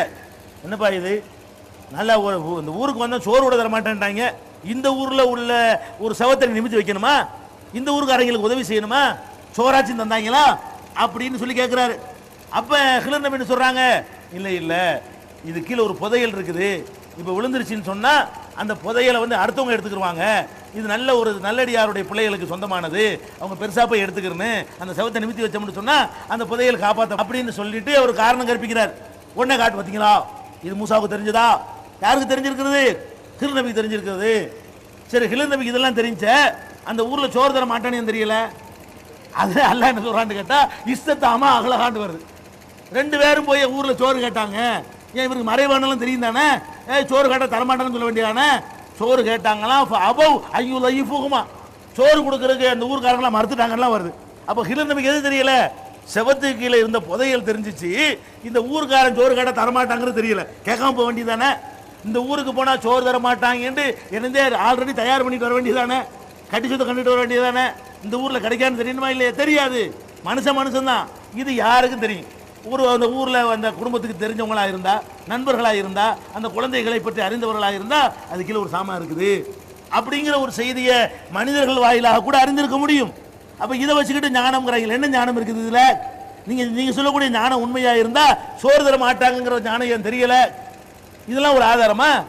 ரெண்டு பேரும் போய்கிட்டு இருக்கும்போது ஒரு பையன் ஒருத்தன் விளையாடிட்டு இருப்பான். ஒரு இளைஞன் விளையாடி இருந்தோன்னு என்ன செய்வாங்க, அவரை ஒரே இருக்காரு காலி பண்ணி விடுவார். என்னப்பா அநியாயமாக ஒரு ஆளை கொண்டு விட்டிய? மூசா நபி கேட்பார், அநியாயமாக ஒருத்தனை கொண்டு விட்டிய? அவர் என்ன செய்கிறாரு, இப்போ ஹசீனா யுரிஹிகுமா துகையானும் குஃப்ரா, பெற்றோர்களை வழிகெடுத்து நாசமாக்கிடுவான்னு நம்ம பயப்பட்டோம், இவன் செய்கிற சேட்டை சரியில்லைன்னு சொல்லிட்டு அவர் கொண்டு விட்டார். உடனே என்ன பண்ணுவாங்க, பார்த்தீங்களா ஒரு சின்ன பிள்ளையை கொல்லலாமா, நாளைக்கு பெரிய ஆள் ஆகி அவன் என்ன செய்வாங்கிறதெல்லாம் யாருக்கு தெரிஞ்சிச்சு? ஹில்ர் நபிக்கு தெரிஞ்சு. யாருக்கு தெரியல? மூசா நபிக்கு தெரியல. அப்படின்னு சொல்லி அந்த சம்பவத்தில் ஈடுபட்டவனை சின்ன குழந்தை மாதிரி ஆக்கிடுவாங்க. 5 வயசு குழந்தை மாதிரி, 10 வயசு குழந்தைய கொலை பண்ண மாதிரி ஆக்கிடுவாங்க. குலாமுக்கு அப்படி ஒன்றும் அர்த்தம் கட்டாயம் கிடையாது. குலாம் என்ற வார்த்தை அந்த குரானில் இடம்பெற்றிருக்கிறது. அப்போ அந்த குலாமை கொலை செய்தார் என்றால் குலாம் என்ற வார்த்தை பெரும்பாலும் இளைஞர்களுக்கு தான் சொல்லப்படுகிறது. இளைஞனாக இருந்திருக்கிறான், இளைஞனாக இருந்து பெற்றோரை டார்ச்சர் பண்ணிட்டு இருந்திருக்கிறான், அவங்களே வழிகெடுத்துக்கிட்டு இருக்கிறான். அது ஊருக்குலாம் தெரிஞ்ச விஷயமா இருக்குது. அவர் அந்த பகுதியில் வசிச்சதுனால அவருக்கும் தெரியுது, நாளைக்கு வளர்ந்து பெரிய ஆளா போய் கெடுப்பாங்கிறத இப்பவே செஞ்சுட்டு இருக்கிறான் தான் வருது. அதுக்காக அப்படி செஞ்சாரு. இந்த படுவா நல்ல பெற்றோரை வழிகெடுத்து கொண்டிருக்கிறான்னு போட்டு இழுத்து போட்டு அவர் கொண்டு விட்டாரு. இந்த மூணையுமே எப்படி செஞ்சேங்கிறாரு, அல்லாஹ்வுடைய உத்தரவுப்படி தான் நான் செஞ்சேன், நானா செய்யலை என்று வேற சொல்றாரு. அப்ப அந்த மாதிரி ஒரு அல்லாஹ்ட்டிருந்து ஒரு ஆர்டர் வகி தான் அவர் அதை செஞ்சார் என்பது வருகிறது. அப்ப இதை வைத்துக்கொண்டு என்ன செய்யறாங்க, நபி மூலமாக நுபுவத்துக்கு மூலமாக கிடைக்கிற இல்மை விட தவத்தின் மூலமாக கிடைக்கிற இல்மும் கூடுனதுங்கிறாங்க. நீ என்ன பண்ணனு, ஹில்ர் நபி தவம் செஞ்சாருங்கிறது காட்டு. அவர் யார்கிட்ட முரீது வாங்கினாரு, எந்த பையத்து வாங்கினாரு, எந்த அடிப்படையில் இந்த நீ சொன்ன இல்மு உண்மையாக இருந்தால் அப்படிலாம் ஆதாரம் காட்டுமா இல்லையா? இதை கொண்டாந்து காட்டுவாங்க. அடுத்து என்ன பண்ணுவாங்க, அபூ ஹுரைரா சொல்லுவாங்கல்ல, ரசூலுல்லாஹ்விடமிருந்து 2 பைகள் நிறைய ஞானத்தை பெற்றுக்கொண்டேன், ஒரு பையை எல்லாருக்கும் அவுத்து விட்டுட்டேன், இன்னொரு பையை அவுத்து விட்டேன்னு வைங்க என் கழுத்தை அறுத்து போடுவாங்க அப்படின்னு சொல்லுவார். உடனே என்ன செய்வாங்க, பார்த்தீங்களா ரசூலுல்லாஹ் அபூ ஹுரைராட்ட 2 கொடுத்தார்கள், அபூ ஹுரைரா ஒன்னைத்தான் தந்தார்கள், ஒன்ன சொல்லாமலே மூத்தா போய் விட்டார்கள். இது என்ன விளங்குகிறது, எல்லாருக்கும் கொடுத்த ஞானம் ஒன்று இருக்கிறது, ரகசிய ஞானம் ஒன்று இருக்கிறது, அது அபூ ஹுரைரா அப்படிமாங்க. நீங்க திருப்பி அதில் கேட்டுப்படலாம், ஆமா அபூ ஹுரைரா தான் ஒத்தட்டையும் சொல்லாமல் போயிட்டார், உனக்கு எப்படி கிடைச்சது? அபூ ஹுரைரா நீ எப்போ இது ஆதாரம் காட்டலாம், அது 2-3 ஆள்கிட்ட சொன்னார்னு காட்டு, அபூ ஹுரைரா 3 பேர்கிட்ட சொன்னாரு 30 பேர்கிட்ட சொல்லலன்னு காட்டு, அவர் தான் யார்ட்டையும் சொல்ல மாட்டேன்ட்டாரு, ஒத்தட்டையும் சொல்லாமல் மூத்தா போயிட்டாருன்னு சொன்னா அந்த ஞானம் உனக்கு எப்படி கிடைச்சி? அப்ப ஃப்ராடுன்னு வழங்குதா? அவர் என்ன சொன்னாரு, அபூ ஹுரைராவுக்கு 2 விதமான ஞானத்தை ரசூலுல்லாஹ் சொன்னாங்க, உண்மைதான்.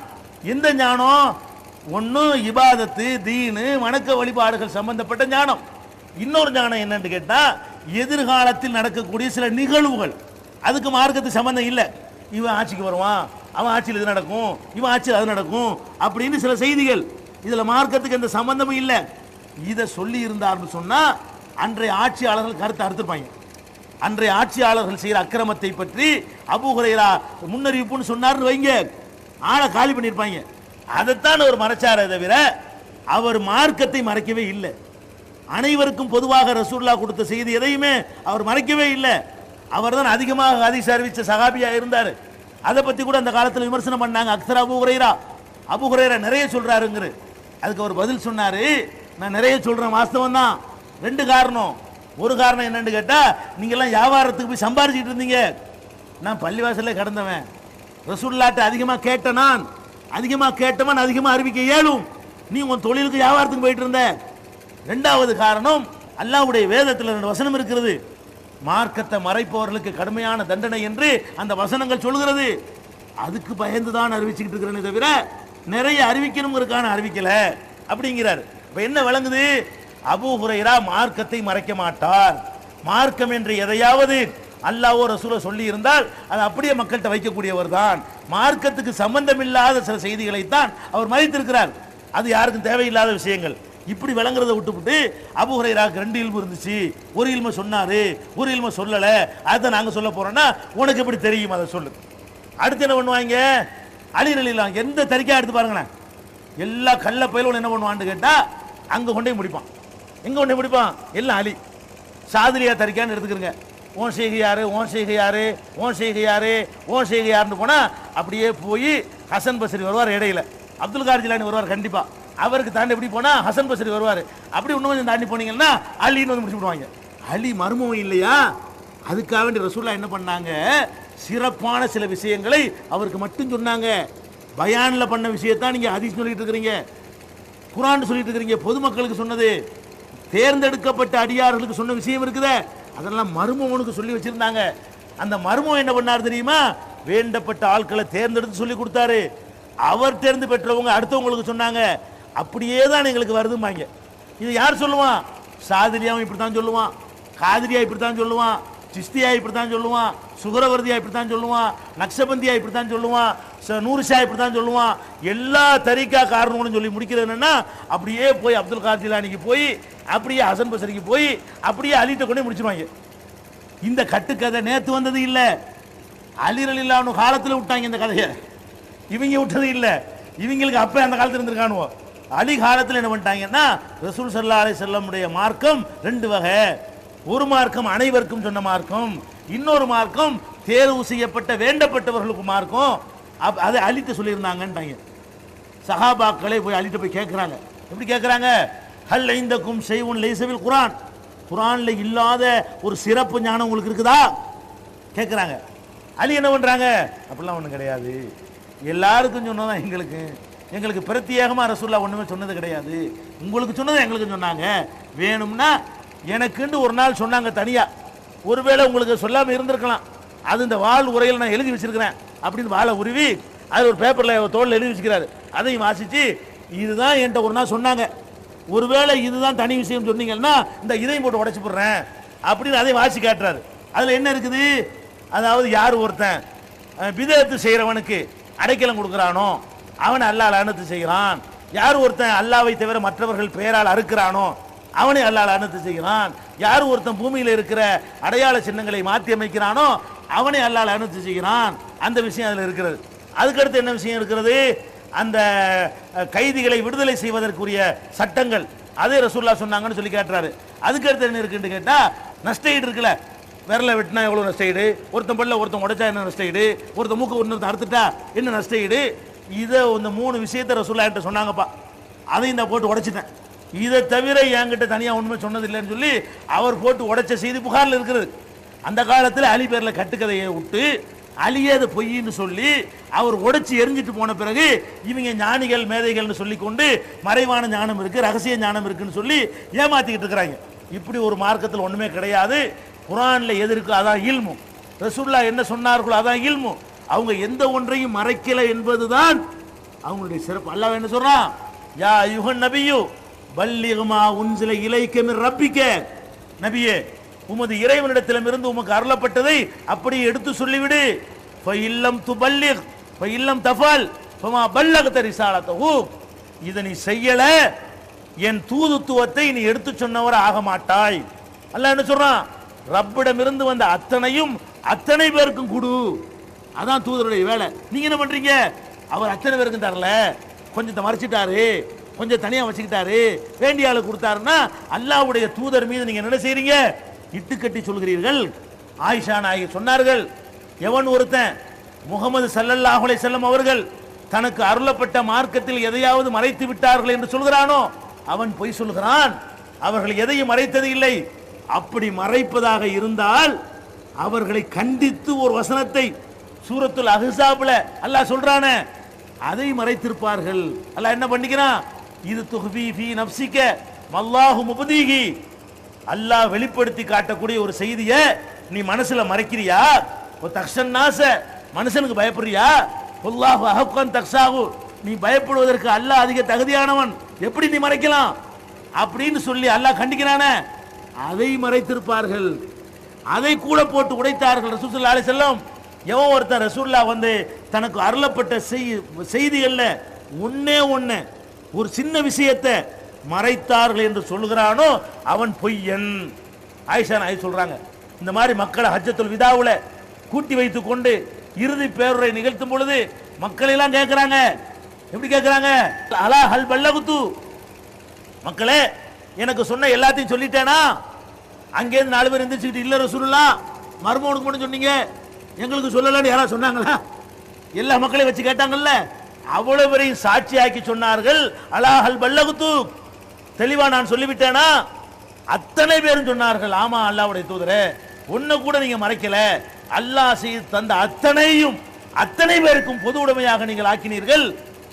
அல்லாஹ்வை சாட்சியா வச்சு ரசூலுல்லாஹ் சொன்னாங்க, அல்லாஹு மஷ்ஹத், இறைவா நீ இதற்கு சாட்சி. இந்த பாவிகள் என்ன சொல்ல வருகிறார்கள் என்றால், அல்லாஹ் கொடுத்த மார்க்கத்தை ரசூல் ஸல்லல்லாஹு அலைஹி வஸல்லம் அவர்கள் ஆள் பார்த்து கொடுத்தாங்கங்கறாங்க. அல்லாஹ்வுடைய தூதர் மறைக்க மாட்டாங்க என்று குர்ஆன் சொல்லுகிறது, மறைத்தால் அவர் தூதர் இல்லை என்று சொல்லுகிறது. ஆயிஷா நாயகி சொல்கிறார்கள், அல்லாஹ்வுடைய தூதர் அத்தனை பேரையும் சாட்சியாக்கி சொல்கிறார்கள். இந்த பாவிகள் தரிகா கூட்டம் சொல்லுகிறது, நபிகள் நாயகத்திற்கு அருளப்பட்ட மார்க்கத்தை அவர்கள் மறைத்து விட்டார்கள், சிலதைத்தான் சொன்னார்கள், சிலதை ஆள் பார்த்து சொன்னார்கள்.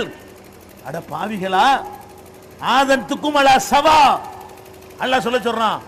அல்லாஹ் என்ன சொல்றான்? மக்களே அனைவருக்கும் சமமாக அறிவித்து விட்டேன். ரசூலுல்லாஹ் கொண்டு வந்த மார்க்கத்தை எப்படி சொன்னாங்களாம்? உனக்கு மட்டும் தனியா காதுல சொல்றேன், உனக்கு வேற சொல்றேன், உனக்கு வேற சொல்றேன்னு சொல்லலையா? ஒரு செய்தி சொல்லப்படுமானால் ஆதன்துக்கும் அலா சவா, அனைவருக்கும் சமமாக அறிவித்து விட்டேன். உனக்கு சொன்னதான் உனக்கும், உனக்கு சொன்னதான் உனக்கும், மருமகனுக்கு சொன்னதான் மாமனாருக்கும், அப்பனுக்குள்ளதான் பிள்ளைக்கும், பொம்பளைக்குள்ளதான் ஆம்பளைக்கும், அப்படி அனைவருக்கும் பொதுவாக நான் அறிவித்து விட்டேன் என்று சொல்ல சொல்லி அல்லாஹ் குர்ஆன்ல கட்டளை எடுக்கிறான். அப்ப நபிகள் நாயகம் ஸல்லல்லாஹு அலைஹி வஸல்லம் அவர்கள் மார்க்கத்தில் மறைத்தார்கள் என்று சொல்லக்கூடிய சித்தாந்தம், இந்த சூஃபி சித்தாந்தம், இவர்களுடைய கேடுகட்ட சிந்தனை எந்த அளவுக்கு போகுது என்றால், முக்கியமான விஷயம், ஒருத்தன் முரீது வாங்க போயிட்டான்னு சொன்னா என்ன பண்ணணுமா? அதான் பாயிண்ட்டுங்க. இதுல ஏன் உழுவுறாங்க தெரியுமா? முரீதுன்னு நீங்க வாங்கினீங்கன்னு வைங்க, ஷேகிட்ட நீங்க எப்படி ஆயிரணுமா? ஜனாசாவை குளிப்பாட்டுறோம்ல, குளிப்பாட்டுறவன் கையில ஜனாசா இருக்கும்ல, அப்படி நீங்க ஆயிரணுமா? அப்படின்னா என்ன அர்த்தம்? ஒரு ஜனாசாவை குளிப்பாட்டுறோம், அந்த ஜனாசா நம்மள்ட்ட சொல்லுமா? முதுகுல கொஞ்சம் அழுக்கு இருக்கு தேயின்னு சொல்லுமா? அது பாட்டு கிடக்கும், உருட்டினாலும் கிடக்கும், பரட்டினாலும் கிடக்கும், குப்புறப்பட்டாலும் சும்மா இருக்கு, மல்லாக்கப்பட்டாலும் சும்மா இருக்கு, தண்ணி ஊற்றினாலும் சும்மா இருக்கு, அது சளி பிடிச்சிக்கிற மூக்கடை சொல்லுமா? ஏதாச்சும் குடங்குளமா ஊற்றினாலும் சும்மா இருக்கு, ஒரு செம்புல குளிப்பாட்டினாலும் சும்மா இருக்கு. நீ என்ன பண்ணு? அங்க விட்டுட்டு பேசாம கடை. நீ வந்து முரீது வாங்குறதா இருந்தா ஷேகிட்ட கொண்டே ஒப்படைச்சிடணுமா? அவர் என்ன செய்வாராம்? உருட்டுவாராம், பரட்டுவாராம், மிதிப்பாராம், என்ன வேணாலும் செய்வாராம், சாம கிடக்கணுமா? அவர் நம்மளை ஒரு களிமண்ணை உருட்டி கொயவன் மண்பாண்டத்தை செய்யற மாதிரி உங்களை உருட்டி பிரட்டி நெஞ்சிருவாரு, ஒரு வழி பண்ணிடுவாருங்கிறாங்க. அட பாவிகள், அதுக்கு என்ன அர்த்தம்? நீ குர்ஆனை பார்க்காதன்னு அர்த்தம், ஹதீஸை பார்க்காதன்னு அர்த்தம். அல்லாவே உன்னை தடுப்பான், அதை பார்க்காத. இவர்கிட்ட ஜனாசா மாதிரி கடை, அவர் உருட்டுறதுக்கெல்லாம் நீ இடம் கொடு. அதுக்கு தான் என்ன பண்ணுவாங்க தெரியுமா? அந்த முரீது வாங்கினவன் ஒரு கடை வைக்க போறான்னு வைங்களேன், ஒரு ஜவுளி கடை திறக்க போறான், சீக்கிட்ட போவான், நான் ஜவுளி கடை திறக்கலாமா? இல்லை நீங்க வெத்தலை கடை திறப்பாங்க. அடே இவனுக்கு கடையை பத்தி என்ன தெரியும்? அது தெரிஞ்சா இவன் சம்பாரிச்சு தொழில் வச்சுட்டு போயிருக்க மாட்டானா? அவங்ககிட்ட போய் என்ன செய்யுது? நாங்க மளிகை கடை வைக்கவா, நாங்க ஜவுளி கடை வைக்கவா, நாங்க வெத்தலை கடை வைக்கவா, நாங்க சவுதிக்கு போவா, நாங்க அமெரிக்காவுக்கு போவான்னு கேட்பானுவோம். அவன் என்ன செய்வான்? ஏதோ வாயில வந்து சொல்லுவானா? அதை கேட்டுக்கிட்டு செய்வாங்க. இந்த ஷியா போரா கூட்டம் இருக்க நல்ல வியாபாரம் பண்ணிட்டு இருந்தாங்க மெட்ராஸ்ல. அவங்கள்ட்ட ஒரு செய்தி வந்தான், நீங்க இரும்பு வியாபாரத்தை விட்டுருங்க அப்படின்ட்டான். மற்றவங்க எடுத்துட்டு போயிட்டாங்க, 9 தெருவு நிற்கிறாங்க. இப்போ இந்த செய்தி என்ன செய்யும்? அவன் வியாபாரம் என்ன செய்யணும்? அவன் டிசைட் பண்றான், நீ இரும்பு பண்ணாத, நீ பிளாஸ்டிக் பண்ணு, நீ இந்த வியாபாரத்தில் ஈடுபடு. இதையெல்லாம் கேட்குற அளவுக்கு ஆயிட்டானுங்க. அப்படி 3 கல்யாணம் பண்ணி வைக்கணுமா? செய்து போய் கேட்பாங்க, அந்த மாப்பிளை கொடுக்காத, இந்த மாப்பிளை கொடுக்காத. சில ஊர்களில் இந்த செய்குமார் என்ன பண்ணுவாங்க தெரியுமா? நல்ல பணக்காரன் விட்டு பொண்ணா இருந்தா அவங்க பிள்ளைய கட்டி வச்சிருவாங்க. ஏன் பிள்ளைய வீட்டோட பொண்ணாடி மாப்பிள்ளை அனுப்பி விட்டுலாம்ல? இப்படி செய்குமார்கள் என்ன பண்றான்? கல்யாணத்தை போய் அவன்கிட்ட கேட்கறான், கர்மாதி அவன்கிட்ட கேட்கறான், வியாபாரத்தை பத்தி அவன்கிட்ட கேட்கறான், இப்படி எல்லாத்தையும் கேட்கறான், மார்க்கத்தையும் கேட்கறான். எந்த அளவுக்குன்னு சொன்னா இப்படின்னு சொல்றாங்க, ஹராமை சொல்வார், உனக்கு ஹராமா தெரியும், ஷேகுகளுக்கு பின்னாடி உள்ளது தெரியும், அதை கேளு, நன்மை இருக்கும். அதனால இந்த மாதிரி ஒரு மனுஷனை கடவுள் நிலைக்கு உயர்த்துவது, காலில் விழுவது நடக்குதா இல்லையா? ஷேகுன்னு சொல்றமே, காலில் விழுந்து கும்பிடுறாங்க, சைதா செய்யறாங்க, காலை கழுவி கொடுக்குறாங்க, அவனை ஒரு கடவுள் நிலையில கொண்டு வசுத்துறாங்க. இப்படியான பல சமாச்சாரங்களுடைய தொகுப்பு தான் தரிகாங்கிறது. இந்த தரிகாவில் சில சொல்லிவிட்டு இன்னொரு விஷயம் சொல்றேன். இந்த ஃபேமஸான தரிகா 2 இருக்குது. ஒன்று காதிரியா தரிகா, ஒன்னு சாதிலியா தரிக்கா. காதிரியா தரிக்காண்டா என்ன? அப்துல் கார் ஜிலானி தரிக்கா. சாதிலியா தரிக்காண்டா என்ன? அபுல் ஹசன் சாதிலி தரிக்கா.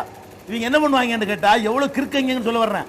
இவங்களுக்கு மார்க் அறிவு கிடையாது, மூளை கிடையாது, குரானை பற்றி அறிவு கிடையாது, ஹதீஸை பற்றி அறிவு கிடையாது. இவங்க யாரை செய்யணும்னு நினைக்கிறாங்களோ அந்த கிறுக்கணும் எதையாவது சொன்னால் என்ன சொன்னாலும் செய்வாங்க. அப்படிங்கிறதுக்கு ஆதாரம் இந்த சாதிலியா தரிக்கா. இவன் ஹல்கான்னு சொல்லி என்ன பண்ணுவானுவோ, எல்லாம் கூடுவாங்க. ஒரு 30 பேர் 40 பேர் கூலிப்பட மாதிரி இருப்பானுவோ. 30 பேர் 40 பேர் கூட்டிகிட்டு என்ன செய்வான், ஊருக்குள்ள மௌத்து ஹயாத்து எதா இருந்தால் வந்துடுவாங்க. காசு எடுக்கலாம், பீஸ் வாங்கிட்டு வருவாங்க. வந்து என்ன செய்வான்னு கேட்டால் கையை கோத்துக்கிட்டு டான்ஸ் ஆடுவாங்க. உண்டு தானே டான்ஸ் ஆடு. எப்படி டான்ஸ் ஆடுவாங்க? இது என்னது? அல்லாஹ் திக்ர் செய்யறாராம். அல்லாஹ் திக்ர் செய்யறாங்களாம். கை ஒரு பக்கம் ஆடு, கால் ஒரு பக்கம் ஆடு, எல்லாம் ஒரு பக்கம் ஆடு. இப்படி ஆடக்கூடிய வகையில் என்ன செய்வான்? திக்ர் செய்வான். வேடிக்கையா இருக்கிறத கூத்த பார்த்தீங்கன்னா நான் கேட்கிறேன், அல்லாஹ்வை திக்ர் செய்ய சொல்லியில்லப்பா, அல்லாஹ்வை எப்படி திக்ர் செய்யணும்? அல்லாஹ் உனக்கு சொல்லுகிறான், உதுகுர் ரப்பக ஃபீ நஃப்ஸிக வ தூனல் ஜஹ்ரி மினல் கவுல். நீ அல்லாஹ்வை திக்ர் செய்வதாக இருந்தால் நஃப்ஸுக்குள்ளே செய். அல்லாஹ் சொல்றான், நஃப்ஸுக்குள்ளே திக்ர் செய். கொஞ்சம் சத்தம் வரணுமா? வ தூனல் ஜஹ்ரி மினல் கவுல், உரத்த சத்தம் இல்லாமல் செய். ஒன்று இப்படி செய், இப்படி செய். வழங்குதா உங்களுக்கு? இப்படி திக்ர் செய். ஏதாவது சொல்ல நினைக்கிறியா? சுப்ஹானல்லாஹ், ஓங்காதுக்கு வழங்கட்டும். சுப்ஹானல்லாஹ், அல்ஹம்துலில்லாஹ், ஓங்காதுக்கு வழங்கட்டும். இவ்வளவுதான் செய்யணுமே தவிர நீ போடுற கோரசா உகுங்கிற இப்படி திக்கிற போட்டுக்கிட்டு மைக்கை போட்டு கத்திரியடா, இதுதான் திக்ர் செய்யற முறையா? இறைவனை எப்படி திக்ர் செய்வது என்று அல்லாஹ் உனக்கு சொல்லி தர்றான். நீ என்ன பண்ற? காட்டு கத்து கத்தி பாட்டு படிச்சுக்கிட்டு செய்யற. தளர்வு பணிவோட திக்ர் செய்ய வேண்டும். இது பணிவா? உங்க அப்பன்ட்ட இப்படி கேப்பியா? அடே, உங்க அப்பன்ட்ட சைக்கிள் வாங்கி கேட்கணும். அங்க போய்கிட்டு சைக்கிள் டூ வீலர், அடே உங்க அப்பன்ட்ட கேப்பியா? அப்படி உன் அப்பன்ட்ட எப்படி கேட்ப? உன் பள்ளிக்கூடத்தில் படிச்ச வாத்தியார்ட்ட எப்படி கேட்ப? அடே உன் உஸ்தாத் எப்படி கேட்ப? ஒரு கேள்வி கேட்க வேணும். கையை கோத்துட்டு ஆடி போய் கேள்வி பார்ப்போம். உன் உஸ்தாதிட்ட ஒரு சந்தேகம் கேட்க போறதா இருந்தா 40 பேர் 40 மாணவன் கையை கோத்துட்டு போய் அங்கே ஒரு ஆட்டத்தை போட்டுக்கிட்டு உஸ்தாது ஒரு சந்தேகம். அடே கூறு கட்டவங்களா, நீங்க அல்லாஹ்வை என்ன நினைக்கிறீங்க? இந்த உஸ்தாதுக்கு இருக்கிற மரியாதை கூட அல்லாஹ்வுக்கு இல்லையா? ஒரு பள்ளிக்கூடத்து வாத்தியாருக்கு மரியாதை கூட அல்லாஹ் கொடுக்க மாட்டீங்களா? ஒரு பஞ்சாயத்து போர்டு தலைவனுக்கு கொடுக்குற மரியாதை கொடுக்க மாட்டீங்களா? உங்க அப்பனுக்கு கொடுக்குற மரியாதை கூட அல்லாஹ்வுக்கு இல்லையா? எப்படி ஆடுவ நீ? ஒருத்தரை மதிக்கிறான் ஆட்டம் போட்டா மதிப்பாது. அப்ப இந்த மாதிரி கேடு கட்ட கலாச்சாரத்தை கொண்டாந்து வச்சுக்கிட்டு இதை இஸ்லாமில் அப்புறம் அறிமுகப்படுத்துறாங்க. சஹாபாக்கள் கொஞ்சம் சத்தம் போட்டு ஒரு துவா செஞ்சு விட்டாங்க, ஒரு திக்ர பண்ணி விட்டாங்க. ரசூலுல்லாஹ் என்ன பண்றாங்க?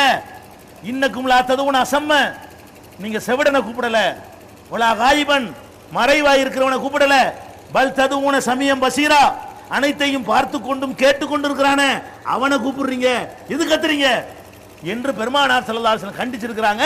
இவன் ஆட்டம் போட்டு கத்துறான். அடுத்து என்னடா அகுங்கிறீனா? என்னடா அது? கத்துறது ஒரு தப்பு, டான்ஸ் ஆடுறது அடுத்த தப்பு, அதை காசுக்காக வேண்டி கூலிக்கு செய்யறது மூணாவது தப்பு. நாலாவது தப்பு என்ன? அகுங்கிறீடா என்னடா அர்த்தம்? அகுண்டா அந்த அகுங்கிற ஹேக இல்லையா? அது என்னடா ஹேகங்கிறீன்னு கேட்டா ஹேக இல்லை, அகுன்னு சொல்றோம். அப்படி அகுண்டா என்ன? அல்லாஹ் இருக்குல்ல, அல்லாஹ், அது தமிழ் எழுதி பாருங்க. ஆனா இல்லன்னா லாவண்ணா இகன்னா வருதா? முதல் எழுத்தையும் கடைசி எழுத்து எடுத்துக்கிட்டாங்களாம். அல்லாஹ் என்பதுல முத எழுத்து ஆனா, கடைசி எழுத்து இகன்னா, ரெண்டையும் சேர்த்து ஆகு. நாங்க ஷார்ட் ஹேண்ட்ல பிஸ்மில்லா எழுதுற மாதிரி என்ன செய்யறோம்? ஷார்ட் ஹேண்ட்ல 786 எழுதுறோம்ல, அந்த மாதிரி அல்லாஹ்வுக்கு ஷார்ட் ஃபார்ம் எது? அகு. அல்லாஹ்னு சொல்ற இடத்துல 2 அகு சொல்லிடுவோம்ல. எப்படி கதை? அல்லாஹ்னு 4 எழுத்து சொல்வதற்கு 4 செகண்ட் ஆகும்னு சொன்னா அகுன்னு சொல்வது 2 செகண்ட் தான் ஆகும். நாங்க ஒரு அல்லாஹ் சொல்ற இடத்துல 2 அகு போட்டுருவோம்ல. இப்படி பாயிண்ட். நான் கேட்கிறேன், அல்லாஹ்வை அகுன்னு சொல்லி அதிகமா செய்யணுங்கிறீங்க, இது உனக்கு சொல்லி தந்த கிறுக்கன் யாரு? அல்லாஹ் அப்படி சொல்லிருக்கான் உனக்கு? அல்லாஹ்வுடைய ரசூல் அப்படி சொல்லி தந்தாங்களா? உங்க அப்பனை அப்படி கூப்பிடுவியா? ரஹீம்னு உங்க அப்பனுக்கு பேர் இருந்தா ரம்முன்னு கூப்பிடுவியா? ரஹ்மான் பேர் இருந்தா ரன்னும்பியா? அப்துல் காரண்ட அரும்பியா? இப்ராஹிம் இம்மும்பியா? அடே ஓம் பேரை உங்க அப்பன் பேரை மாத்திரம் உனக்கு கோவம் வருதா இல்லையா? அல்லாஹ் பேரை எப்படி மாத்துவீங்க? ஓம் பேரை மாத்திரம் உனக்கு கோவம். அல்லாஹ் சொல்றான், அடே என்னை கூப்பிடுறதுக்கு ஒரு முறை வச்சிருக்காங்க. அல்லாஹ் குல் நபியை நீங்கள் சொல்லுங்கள், ஊதுகுல்லா, அல்லாஹ் என்று கூப்பிடு, அபிதுர் ரஹ்மான், ரஹ்மான் என்று கூப்பிடு, ஐயம்மா ததுவு, நீ எப்படி கூப்பிட ஆசைப்பட்டாலும் ஃபலஹுல் அஸ்மாவுல் ஹுஸ்னா, எனக்கு அழகான பேர் இருக்குடா, கூப்பிடுறதுக்கு பஞ்சம் இல்லடாங்க. அல்லாஹ் அல்லான்னு கூப்பிடு, ரஹ்மான்னு கூப்பிடு, ஜப்பார்னு கூப்பிடு, ரஸாக்னு கூப்பிடு, வஹாப்னு கூப்பிடு, கஹார்னு கூப்பிடு, சமீஉன்னு கூப்பிடு, பசீர்னு கூப்பிடு, கஃபூர்னு கூப்பிடு, எனக்கு என்ன பேருக்கா பஞ்சம், கூப்பிட்டுக்கடா. அவ்வளவு பேர் வச்சிருக்கேங்கிறான் அல்லாஹ். அதுக்கப்புறம் இவங்க பண்ண இந்த கூத்தெல்லாம் பண்ணுவாங்க, நல்லா தெரியுமில்ல, படைச்சவன்ல.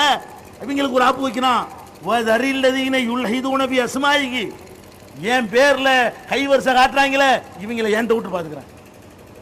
அடே நீ அகுன்னு சொல்றிய, அப்பவே நீ வந்துடுற அல்லாவுடைய கண்ட்ரோல்ல, உன்னைய நான் பாத்துக்கிறேன்.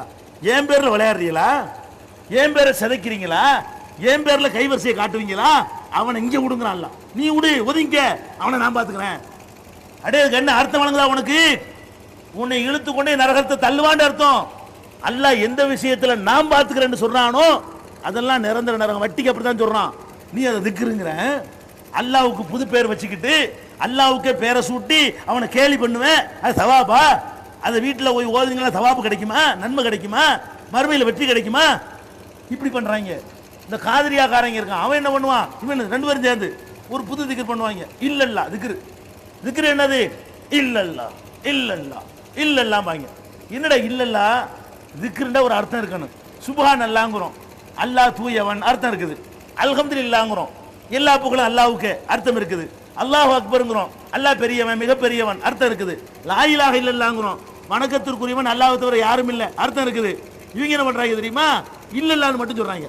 இல்ல என்ன அர்த்தம், அல்லாஹ்வை தவிர, அல்லாஹ்வை தவிர எல்லாம் இருக்குன்னு அர்த்தம். அடே அல்லாஹ்வை தவிர எதுவும் இல்லைன்னு சொன்னா தானே திக்ரு. திக்ருன்னா ஒரு அர்த்தம் இருக்குன்னு, அல்லாஹ்வை தவிர, அல்லாஹ்வை தவிர, அல்லாஹ்வை தவிர என்ன அர்த்தம், அல்லாஹ்வை தவிர இருக்குன்னு வச்சுக்கலாம், அல்லாஹ்வை தவிர இல்லைன்னு வச்சுக்கலாம். இதா திக்ரு, இதா புகழ்றது, இதா தியானம். நீ என்ன பண்ற, என்ன அமுட் பண்றாங்க. அதுக்கு தான் தௌஹீத் உள்ளத்துல போகல. இவன் லா இலாஹ இல்லல்லாஹ்னு சொல்லி இருந்தான்னு சொன்னா இந்த கபர் கிபர்லாம் வெளியே போயிருக்கு. இவன் தான் வெறும் இல்லல்லாஹ்னு சொன்னா, அல்லாஹ் என்ன பண்ணிவிட்டான், அல்லாஹ்வை தவிர நாகூர் ஆண்டவர் இருக்காரு, அல்லாஹ்வை தவிர அப்துல் காதிர் ஜிலானி இருக்காரு, அல்லாஹ்வை தவிர கலந்தர் மஸ்தான் இருக்காரு, அல்லாஹ்வை தவிர அந்த அப்பா இருக்கிறாரு, அல்லாஹ்வை தவிர நாகூர் யூசுப் தாதா தர்பார் இருக்காரு இல்லையா என்றெல்லாம் வந்து சொல்ற மாதிரி ஆக்கிட்டாங்க. அடுத்து என்ன பண்றான், அடுத்த திக்கிற பாருங்க, காதிரியான்னு வச்சுக்கிறோம். ஹூ ஹூ ஹூ ஹூ மாங்க, கேள்விப்பட்டிருக்கீங்களா? ஹூன்னு என்ன அர்த்தம், அவன் அவன் அர்த்தம். அவன் அவன் திக்கிறா.